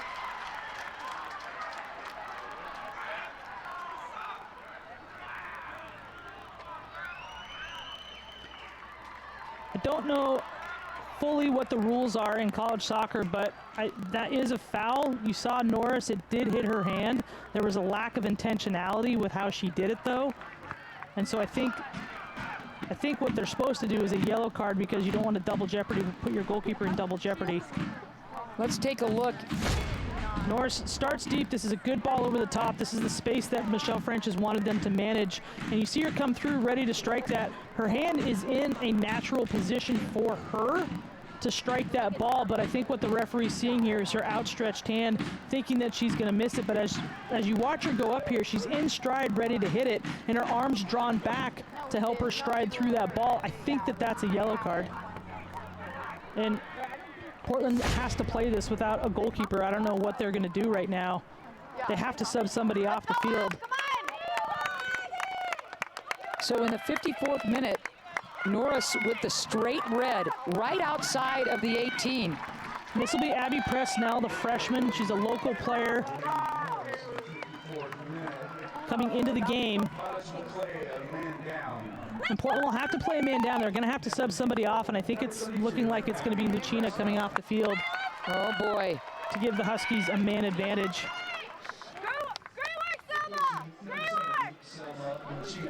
So Lucina off. Presnell minding the nets, and the Pilots a player down. Wow.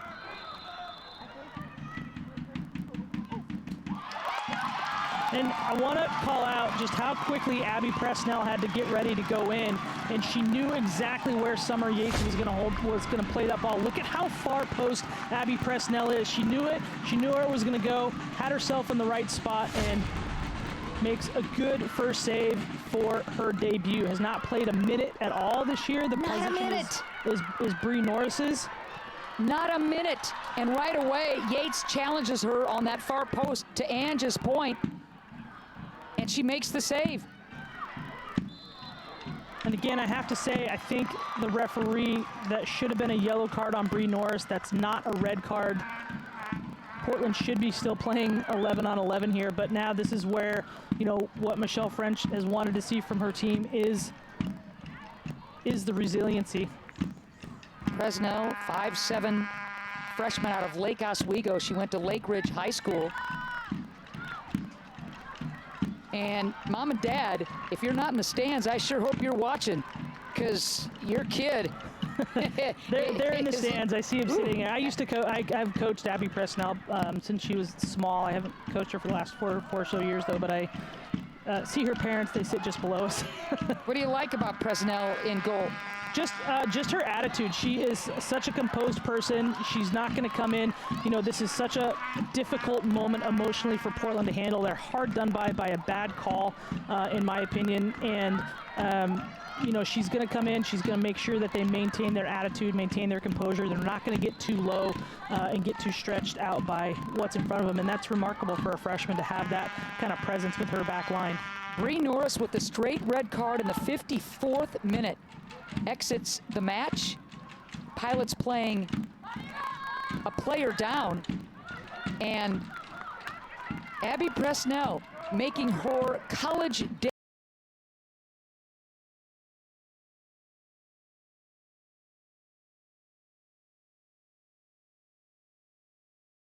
Well, and now a man down. It'll be interesting to see what Frenchie does. I think we're going to see Katana Norman drop in. Portland's going to play a 4-back because they're without that extra midfielder, so they can't play a 3-5-2. They can't play with that extra player in the middle. They have to drop a player back into that back line, because we're going to start to see what's happening now, which is UW trying to capitalize on the advantage that they have, and Portland needs to protect their back line.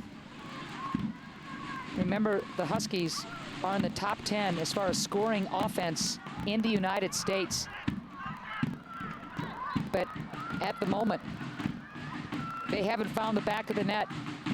But one of the best keepers around, Bree Norris, was red carded moments ago. And that's a tough one. I mean, again, Abby Presnell, I have all the confidence in the world for her to come in and do this job, as apparently, you know, Maite Zabala and Michelle French does. But, you know, that's Norris out against Oregon. That's Norris out against their next. Look at this chance for the Pilots.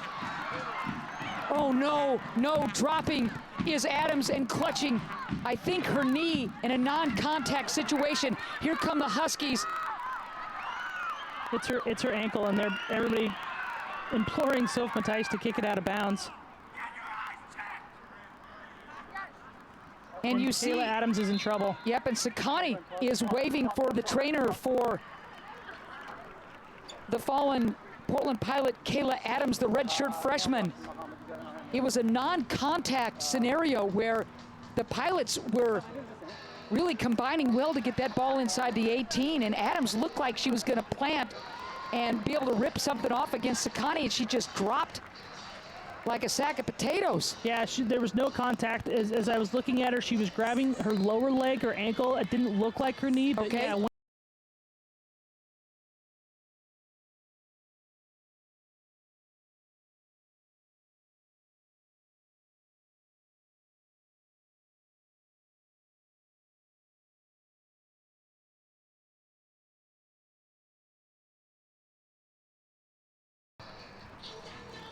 That's going to be a tough loss for Frenchie. You can tell by the facial contortions the amount of pain that Adams is in. And again, it was Sawan and company making a great run towards Sakani and the Husky defense. Remember, a player down are the Pilots. Yeah, we're going to watch here. It looks like Adams is coming off non-weight bearing on that left leg. We won't hazard a guess in terms of ankle, shin, knee, but yes.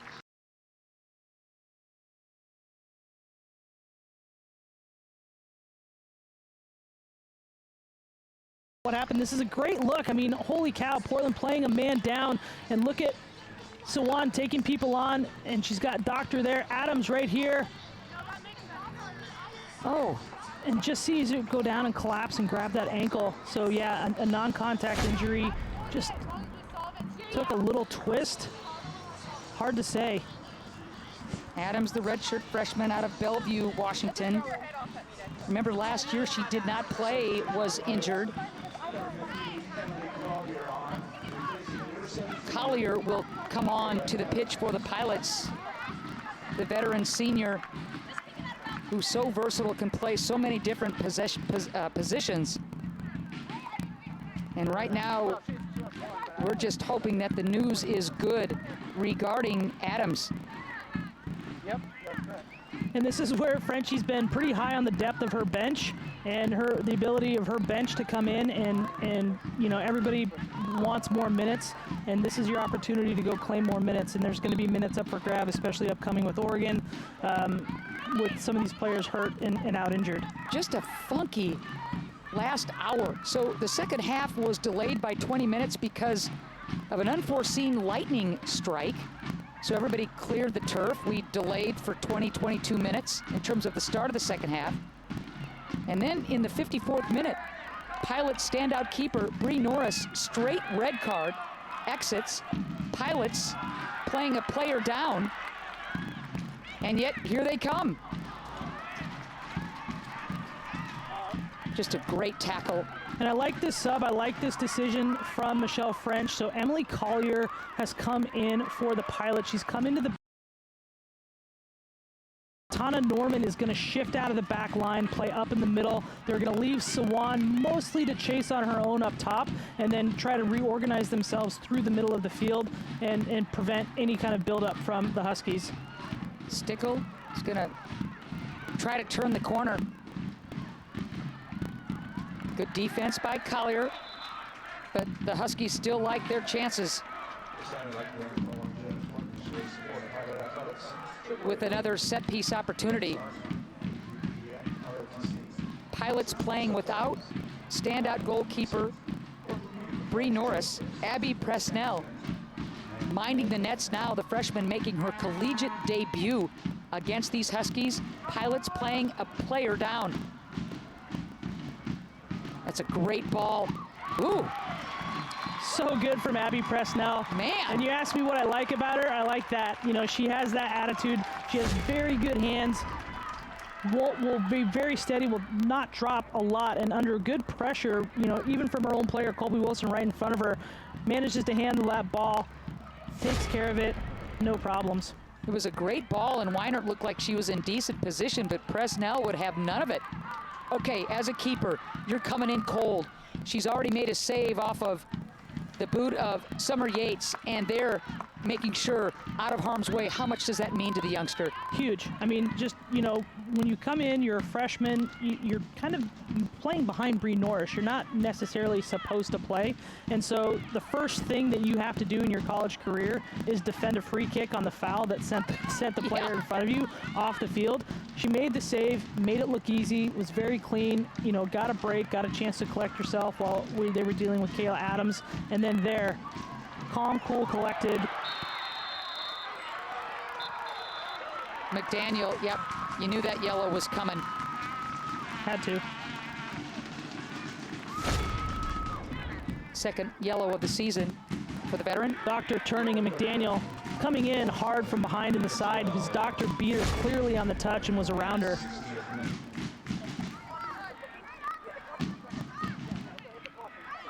What a strange chunk of the first few minutes of the second half this has been. Pilots still holding on, clinging to that 1-0 lead. A player down, starting keeper gone. Wow. There's a half an hour left to play, so whatever happens in this game, I mean, if Portland can hang on to this lead, it's just another game in the lore of this rivalry. And this is a rivalry we've been talking about that goes back over 4 decades. It's at the clock, there's just too much time left. Yeah. We'll just see how resilient, that's the word I'm taking from Ange, these Pilots can be. And it's moments like that, those good 1v1 team defending moments. Shea Adams coming to cover Colby Wilson. Colby Wilson timing it, stepping in, winning it. And it's Portland then has to do better in terms of possession coming out of those moments. Yates starting to come to life a little bit in this second half as McDaniel goes wide. Substitution for the Pilots, number 9, Togiai. Togiai back on the pitch for the Pilots. You see again right there, Wilson collapses, number of players around the ball. If UW's going to get shots off, Portland is absolutely going to make sure they are not very good, clean looks at the goal. And if that's what they have to do over the next 30 minutes to manage this game, then so be it. But they've got to continue to at least put pressure on the ball and make sure that those chances have no quality to them. Haley still checking in for the first time for the Huskies. She is a super sub coming off the bench. Is still the junior. 4 shots on goal for her this season, 3 resulting in goals. So she is an offensive weapon off the bench for the Huskies.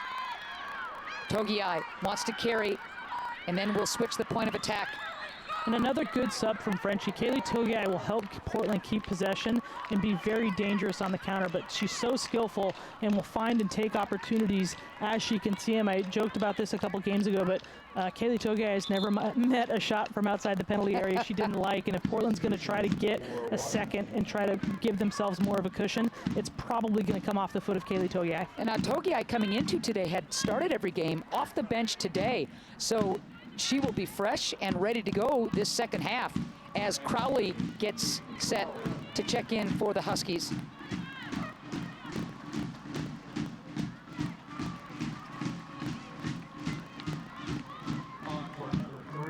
Yep, there's Crowley coming in. Ferry will take a seat. Suliafu will be coming in soon for the Huskies right now.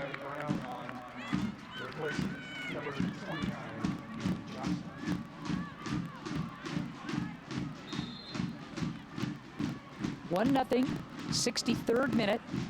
The Pilots scoring in the first half. Sawan's goal, the header beating Sakani, is where we stand.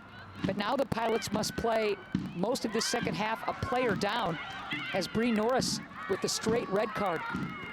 And a very untested keeper minding the nets for the Pilots so far, making her collegiate debut, the freshman. Togiai wants to turn, looking for some help.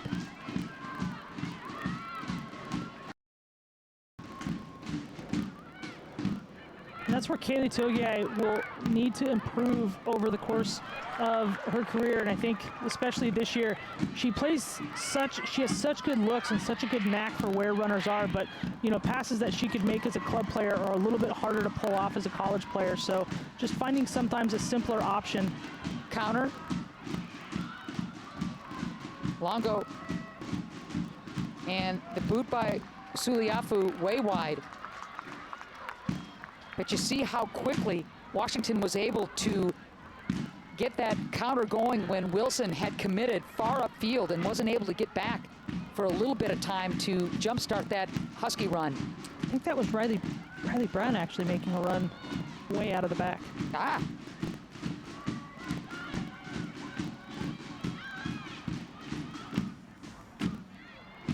So again, another interesting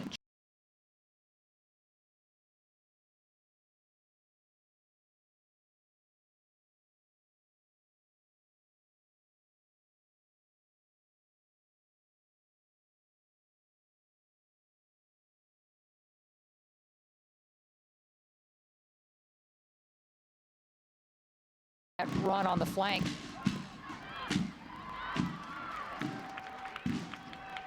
Brown not getting a lot of minutes, but playing a little bit more lately for the Huskies.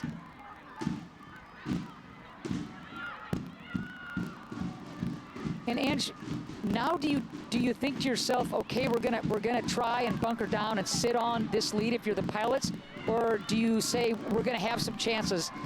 You have to know that you're going to have some chances. You have to be able to not sit in. Yes, you're playing with 10 players. Right. Yes, it's going to be really hard to kind of get out of your own end, but they're going to have chances. And as I said, Kaylee Togiai is going to have some chances. They're going to break Sawan through. I see MJ Rowe getting ready to come back into the game for Portland. She's a player that can run. She's good with her left foot, and is another player that you have to find those moments on the counter, because again, if you just sit back and try to defend for the next 25 minutes, that's where you're going to inevitably start to crack. 66th minute, another foul going against the Pilots. Both coaches using some really quality subs. Boy, dangerous here. You hear away, Stickle. And there is the equalizer.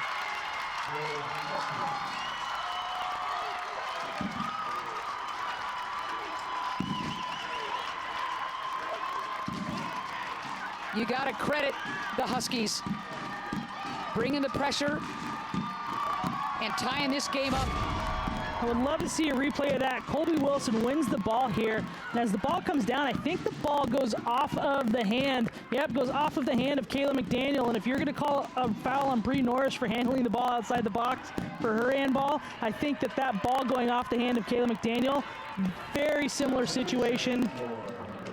I thought it was a handball too, and I think for a second the Pilots maybe were anticipating the whistle, and that's when Still, again, an automatic goal scorer off the bench, is able to convert her 4th goal of the season for Haley Still. She had just reported for the first time and is able to draw the Huskies even.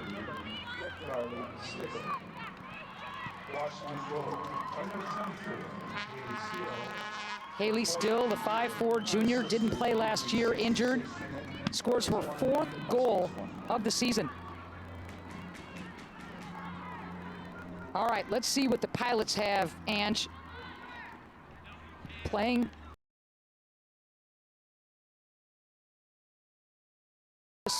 Picked up that straight red in the 54th minute.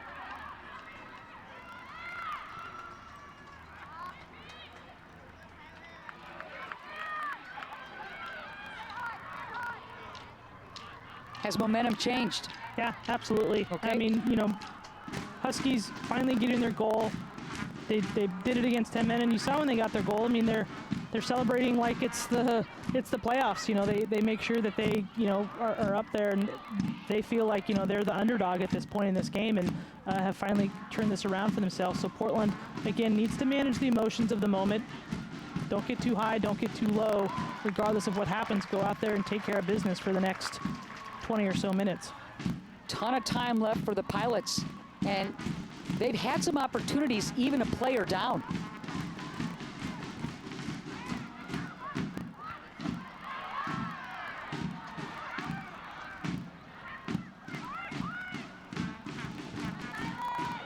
Sullivan, the transfer from Arizona State, gets sandwiched, but Longo and company holding possession. Nice job by Presnell to read that back post. Yeah, and that ball was going wide, it was going out, but with Stuckel making that run in and around trying to beat Emily Collier, hard to say if she would have gotten on the end of it, but I like that from Presnell coming out. Better to be safe than sorry. Yep. Adams, going out with an injury a few minutes ago, has a big ice pack on that left ankle, and so not a knee. You were right, looks like an ankle. The ice pack on that left ankle. Nicely played by Doctor. Forces the turnover.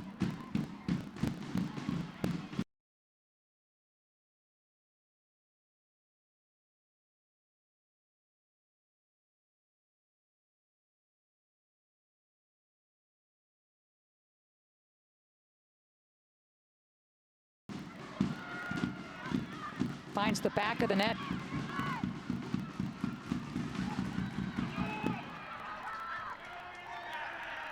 Sullivan.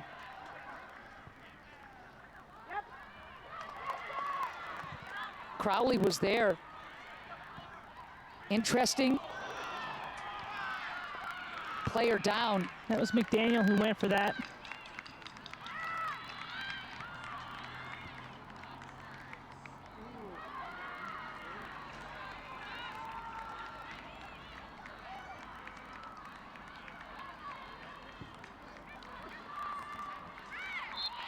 Foul's going to go against Longo.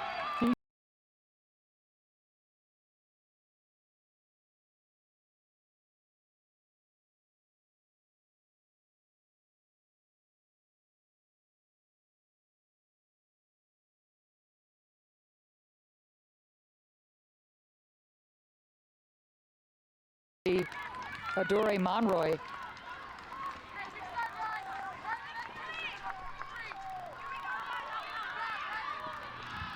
You could feel the tension here at Merlo Field. Crazy start of the second half. Do the Pilots have some magic in a man? Somehow, some way, getting Togiai free, maybe Sawan. Yeah, absolutely. I think they do, and you're going to see a bit of a offensive-defensive sub. You know, Bella Yakel's been playing mostly in a side-by-side 6 role with Soph Matthijs. Selma Lucina comes on, who has been playing in that role before with Matthijs, but Lucina obviously also can get into the attack, has played the kind of that attacking midfielder in behind the forwards. So now I think we'll probably see Lucina is try to work both ways, get herself up into the attack when she can, pick and choose her moments, because she's very good, as we saw last week, with an incredible pass. For a game-winning goal. Excuse me, Ange Johnston back on the pitch for the Huskies. Remember, man advantage, player advantage for the Washington Huskies when Bree Norris, the outstanding Pilot keeper, was whistled for a straight red card. She has to leave the pitch. Abby Presnell making her Pilot and collegiate debut, minding the nets for the University of Portland. And the Huskies taking advantage of a player advantage to draw even in this match. Sullivan looking to turn.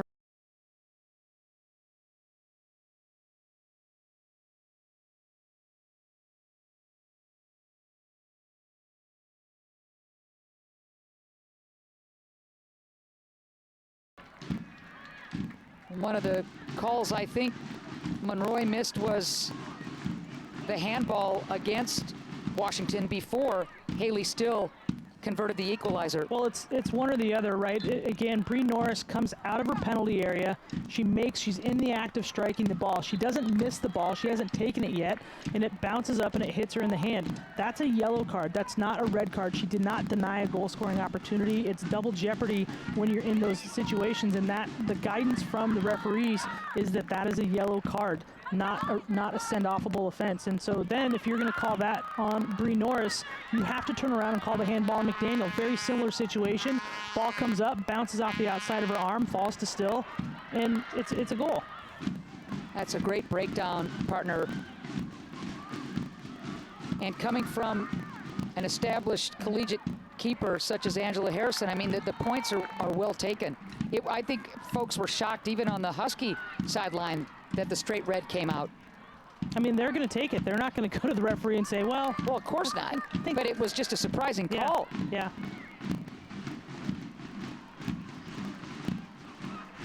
There's a good look at Michelle French.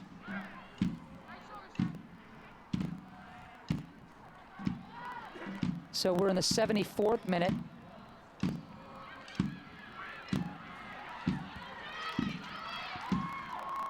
Again, that's the pressure Portland needs. Camille Ash coming through, making sure that Hayden Crowley, she's going to have a look at goal, but denying her the opportunity to really tee up and put something difficult at Abby Presnell.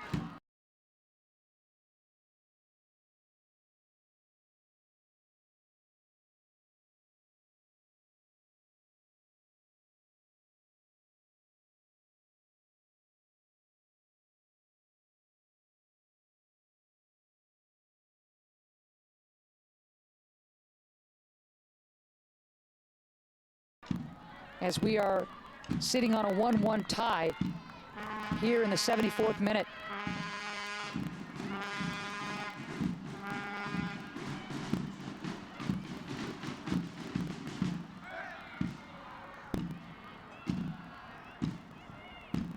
Dangerous here. Ooh.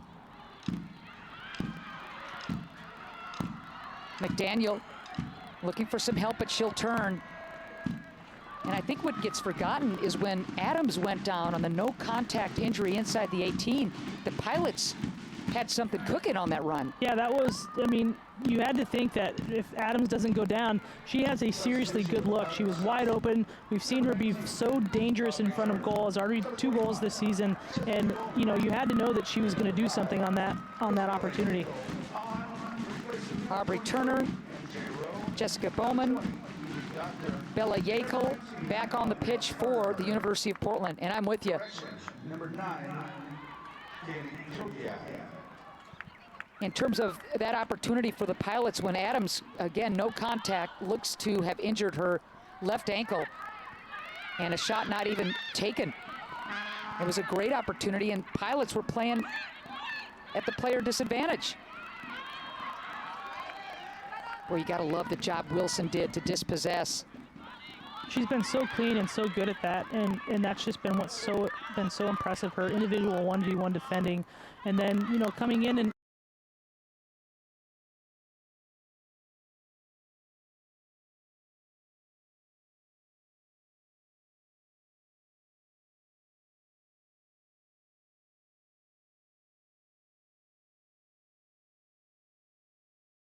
Ooh. What a tackle from Ash.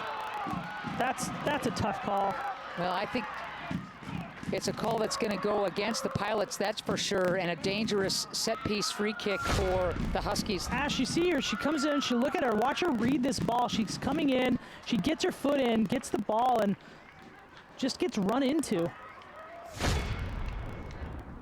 There's a good look at Camille Ash, the sophomore defender out of Virginia.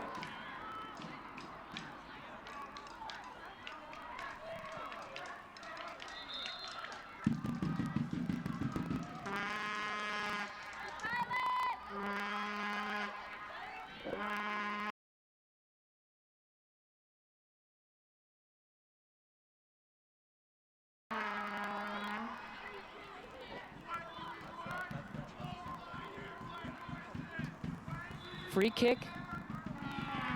Here's Longo. Ooh, that's a tough situation for Presnell. Had to go down through bodies and get that. Little skipping, bouncing ball in. That's a good opportunity there from Washington. Trying to ping something off somebody and make a deflection, make something difficult. But again, Abby Presnell making something extremely difficult look easy. And that's, again, a lot of credit to Maite Zabala, because she's done that with both of her goalkeepers, or this whole entire goalkeeping crew is helping them make some things that are extremely difficult look very, very easy. Brown sends it back. Remember, Presnell making her collegiate debut today after Bree Norris was sent off the pitch due to the straight red. And Presnell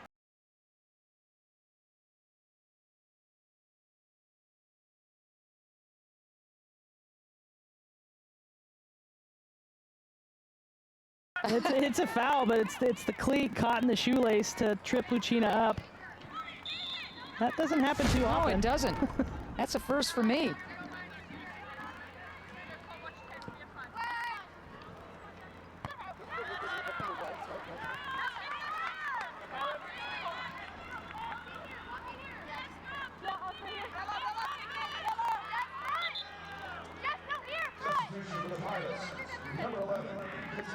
Norman back on the pitch. Collier will take a seat.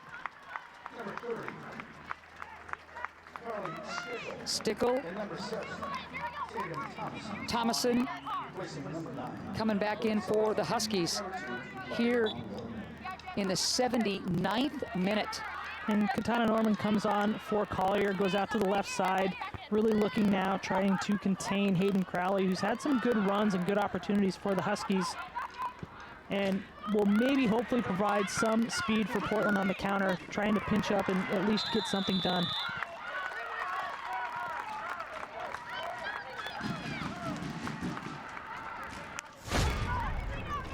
Let's take a look at this crowd getting into it too. Boy, Brown with a little hip check there. Yeah, and you gotta love the perseverance of Bowman coming through. That's a tough matchup, her and Riley Brown, and Bowman comes through and makes the best play she can at it and ends up earning a foul. Opportunity for the Pilots.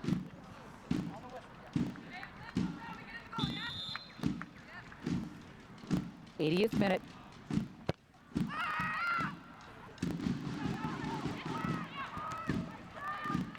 Huskies try to clear. Beautiful hustle play. And into space for Norman. This is where Portland has to be patient, you know, in these different opportunities from set pieces where they're able to retain possession, pick their moments, pick their opportunities, try not to rush things. I mean, for them at this point, given how this second half's gone, to come out of this with a draw is great. So you don't need to rush things. Just be patient, pick and choose your opportunities. If you can nick a goal, it's going to be great. It's going to be a great story and a great result. But right now, they need that patience. They need to make sure that they can sit in and defend where they need to defend on the counters. Remember, no overtime in college soccer.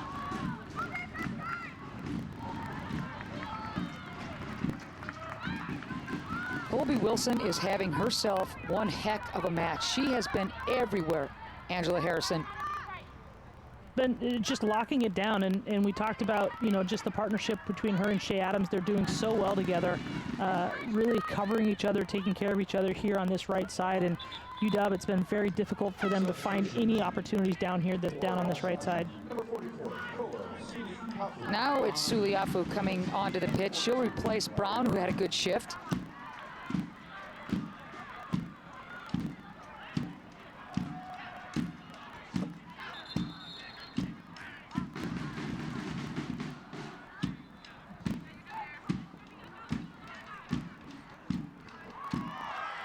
Tice gets absolutely sandwiched in between Haley Still and Carly Stickle. Let's see how the call goes. It should be a Portland ball. Should be, I guess I should say. Well, yeah. Tice goes up in there, and you can see her just get Carly Stickle's forearm kind of in her front, and it was Still with two hands in the back. Pilots at a player disadvantage when Norris, the starting keeper, was whistled for that red card in the 54th minute. They've been playing almost the entire second half. A player down have the Pilots. Haley Still with the equalizer in the 66th minute. We're at one apiece. Sawan remains on the bench for the University of Portland. She scored the game's first goal in the first half.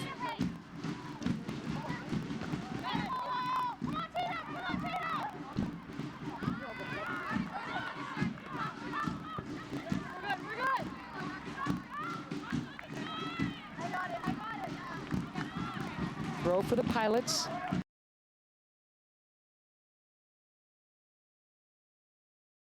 Today's match undefeated.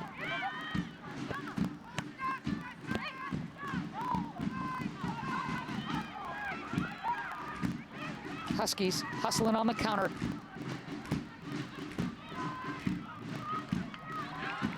Terrific job by Norman. Looking for some help. See if the Pilots can communicate, switching the point of attack here on this near flank. Wow. Wow, Aubrey Turner. Man. It's barreled into there towards the end line, but at least it's a corner. At least it puts Portland in another dangerous opportunity, and I really love the decision from Katana Norman as we take a look at this. Aubrey Turner teeing up, and Suliafu comes through her. Wow. Not a lot to play the ball there, but I think all of that started with Katana Norman doing so well, so composed. She's on a break and she gets up and it's 1v4, and she does so well to just slow it down, let some other players build up and build Corner. around her. Sakani. I think Wilson was right there, barreling down. But Sakani makes the play. Just barely gets her fingertips to it, and that's a good ball from Matthijs. And Matthijs just got dinged in the noggin, slow to get up. But she is back up and in the fray. 84th minute. We're still at one apiece. And I will tell you, it's usually Logan Emery, assistant coach for the Pilots, that's down in the fourth official's ear when things are needing to be talked about. But on that challenge to Matthijs to her head, Michelle French was at his side. Oh, ball loose. Oh, the Huskies moments away from going on top. It's Presnell laying out for the save. The loose ball could have been anybody's. Yeah, Colby Wilson just gets in her way, gets a touch to it. Presnell, look at Ash. Ash, not a lot that she could do to clear it first time. That's what you'd want to see, but where her body position was, and just gets in front though, and Huskies cannot get a clean look at it. Wow. What an opportunity for the Huskies. Terrific save from Presnell off the deflection.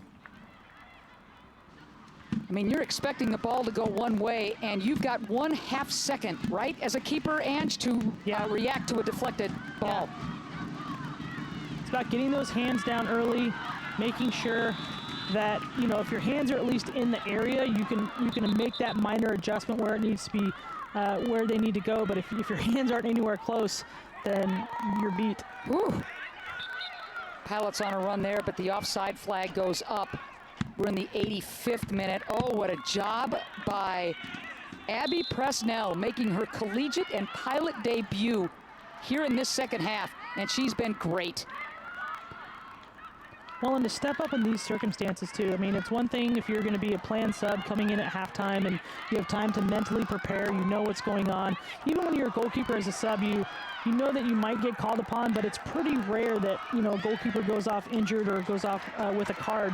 But to come in these circumstances and do as well as she has. Yeah, here's 5 minutes, kid. Get warmed up. Now go save the day as Yeko. Again, I would say, point out, Celiafu did the same thing down to Turner. Now Portland got a corner, but Washington got a free kick and a counter out of it. Huskies, ever dangerous. One of the most potent offenses in the country.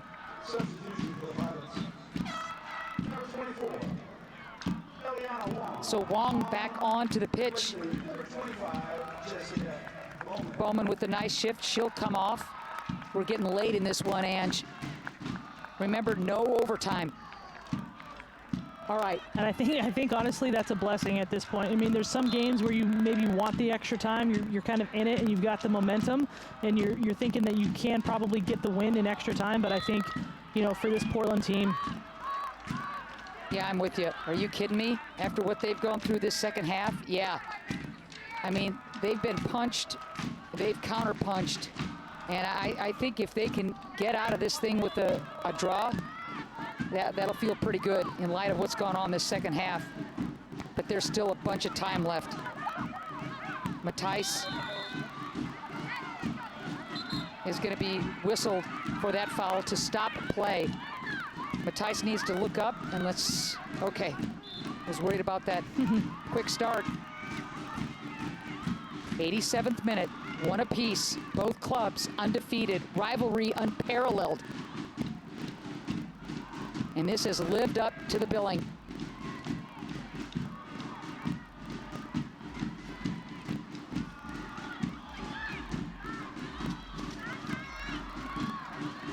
Suliafu. More Portland Pilot defense. Ball up for grabs, and there's the late whistle. Yeah, that's going to go against UW, and I think that's. Stickle can't believe it. I think that's the right call. I mean, try not to be critical of the referees because they see different things than we do, but at that moment, you watch here, such good timing there from Wilson to pick up that from Wong, and you just see where Stickle steps in front and tries to win the ball, but she's not really winning the ball. She's more impeding the progress of a player in possession, and so that's where the foul is going to come.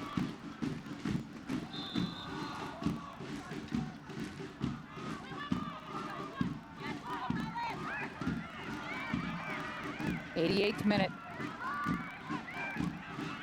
Johnston into space for Weinert. Weinert very quick on that flank, wants to cut back and does. Has some room, looking for some help.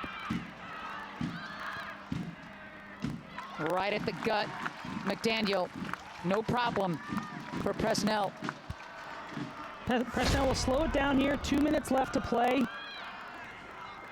Portland, when they get the ball here, don't know that we're going to see them counter too much. They're going to try to play it into the corners. That's not a great foul for Aubrey Turner to give away in this instance, but you see her 2 hands up in the back of the Husky player. Sawan on the sidelines, up off the bench, looking to check in for the final moments for the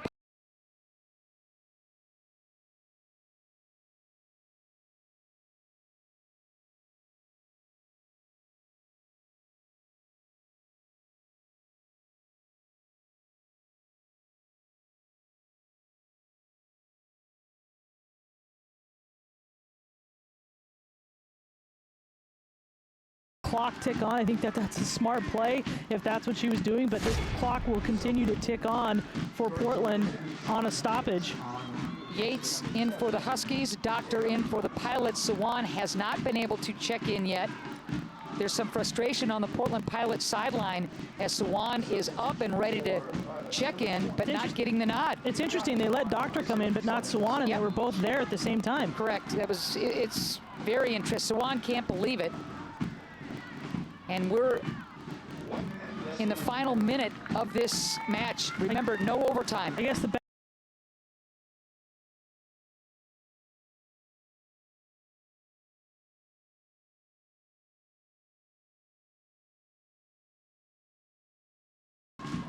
.50 balls. And more whistles. Yep, Matthijs gets tugged down, and Portland will let the time tick off the clock here, but the referee has stopped the clock. You see Matthijs coming to play on that ball, and wow, Millsap's not really looking to play the ball at all, just jumps straight into Matthijs after Matthijs had clearly won it. Pilots at a player disadvantage since the 54th minute when Norris was booked with the red. Deep ball. Like the idea for Sawan. We see her put her head down. She knew where it was going, and she just got on her bike and went for it. Final seconds ticking down. This Portland coaching staff up and more active than I've ever seen them in this second half. You know, Frenchie's usually content to sit and watch. Logan will be up and chatting with the fourth official every now and again. You'll see Maite involved, but tremendous work there from Eliana Wong to hold it in the corner. But all 3 of them up, managing, helping their teammates, helping them find assignments. And this is a good result considering all the circumstances of the second half. A good result for this Portland team. Crazy second half. And Washington is able to score the equalizer as a result of that player advantage. So put this one in the books. It's a 1-1 tie between the Portland Pilots and Washington Huskies. This game had it all.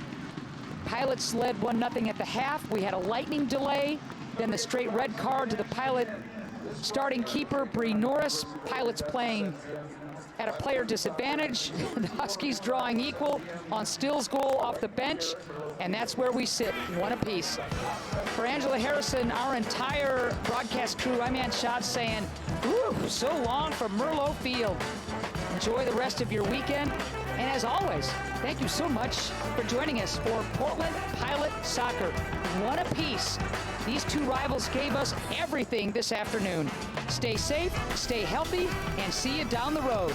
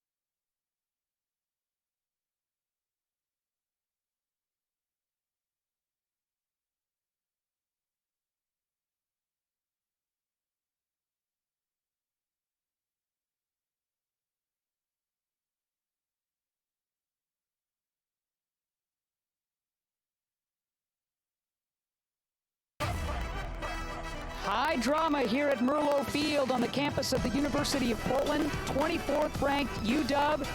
The Portland Pilots receiving votes, playing to a 1-1 tie at Merlot Field.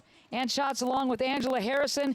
And if you are the Portland Pilots against this top 25 club, are you okay with this result? Because we'll talk about the crazy second half in a moment. Well, I mean, playing a half an hour, a player down, you know, you lost your 1-goal lead when you were a man down. I think you have to be happy with getting out of here. You're still unbeaten. You still have only allowed 3 goals the entire season, and you took a great opportunity on a set.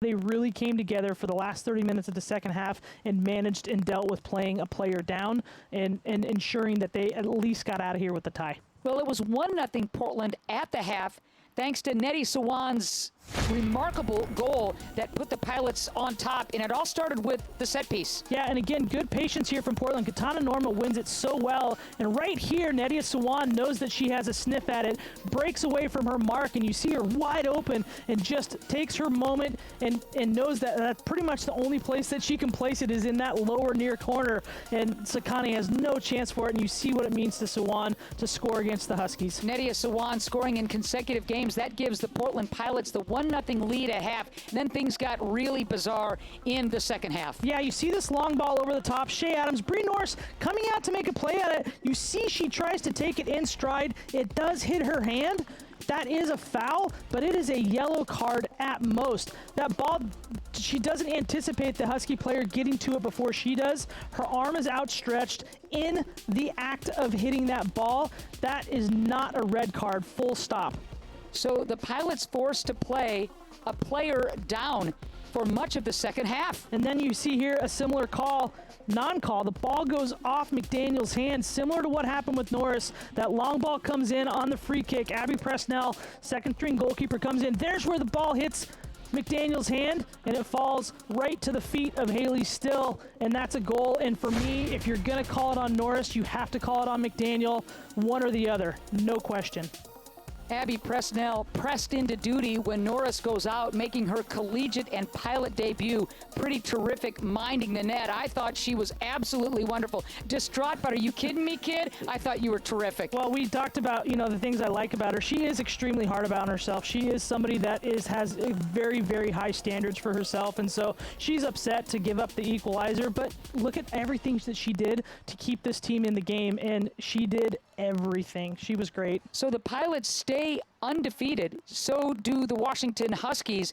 Let's look at some numbers for this match. Holy smokes. Yeah, I mean, look at the shots, Ange. Yeah, and that's just, again, by virtue of playing the last half an hour down to 10 players, 24-3. But I think what's best about this is that, yeah, it's out of the 24 shots, 9 on goal. Out of those 9, 1 goes in. So you're pressing your keeper. Abby Presnell made great save off free kicks, great saves from the run of play between her and Norris, 8 saves total. So, and all of those saves were pretty good saves, right near them to them, and they made it look easy, which is their job. This rivalry, I mean, it's just been something for 40 plus years, and today just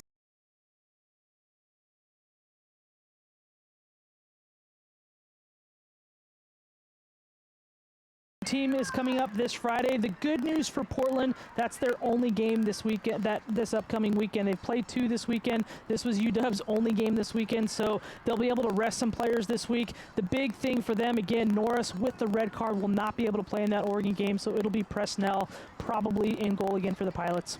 So 1-1. That's the final here at Merlot Field. 24th ranked Washington, the Portland Pilots receiving votes, going all the way down to the final tick. And man, did this game have it all.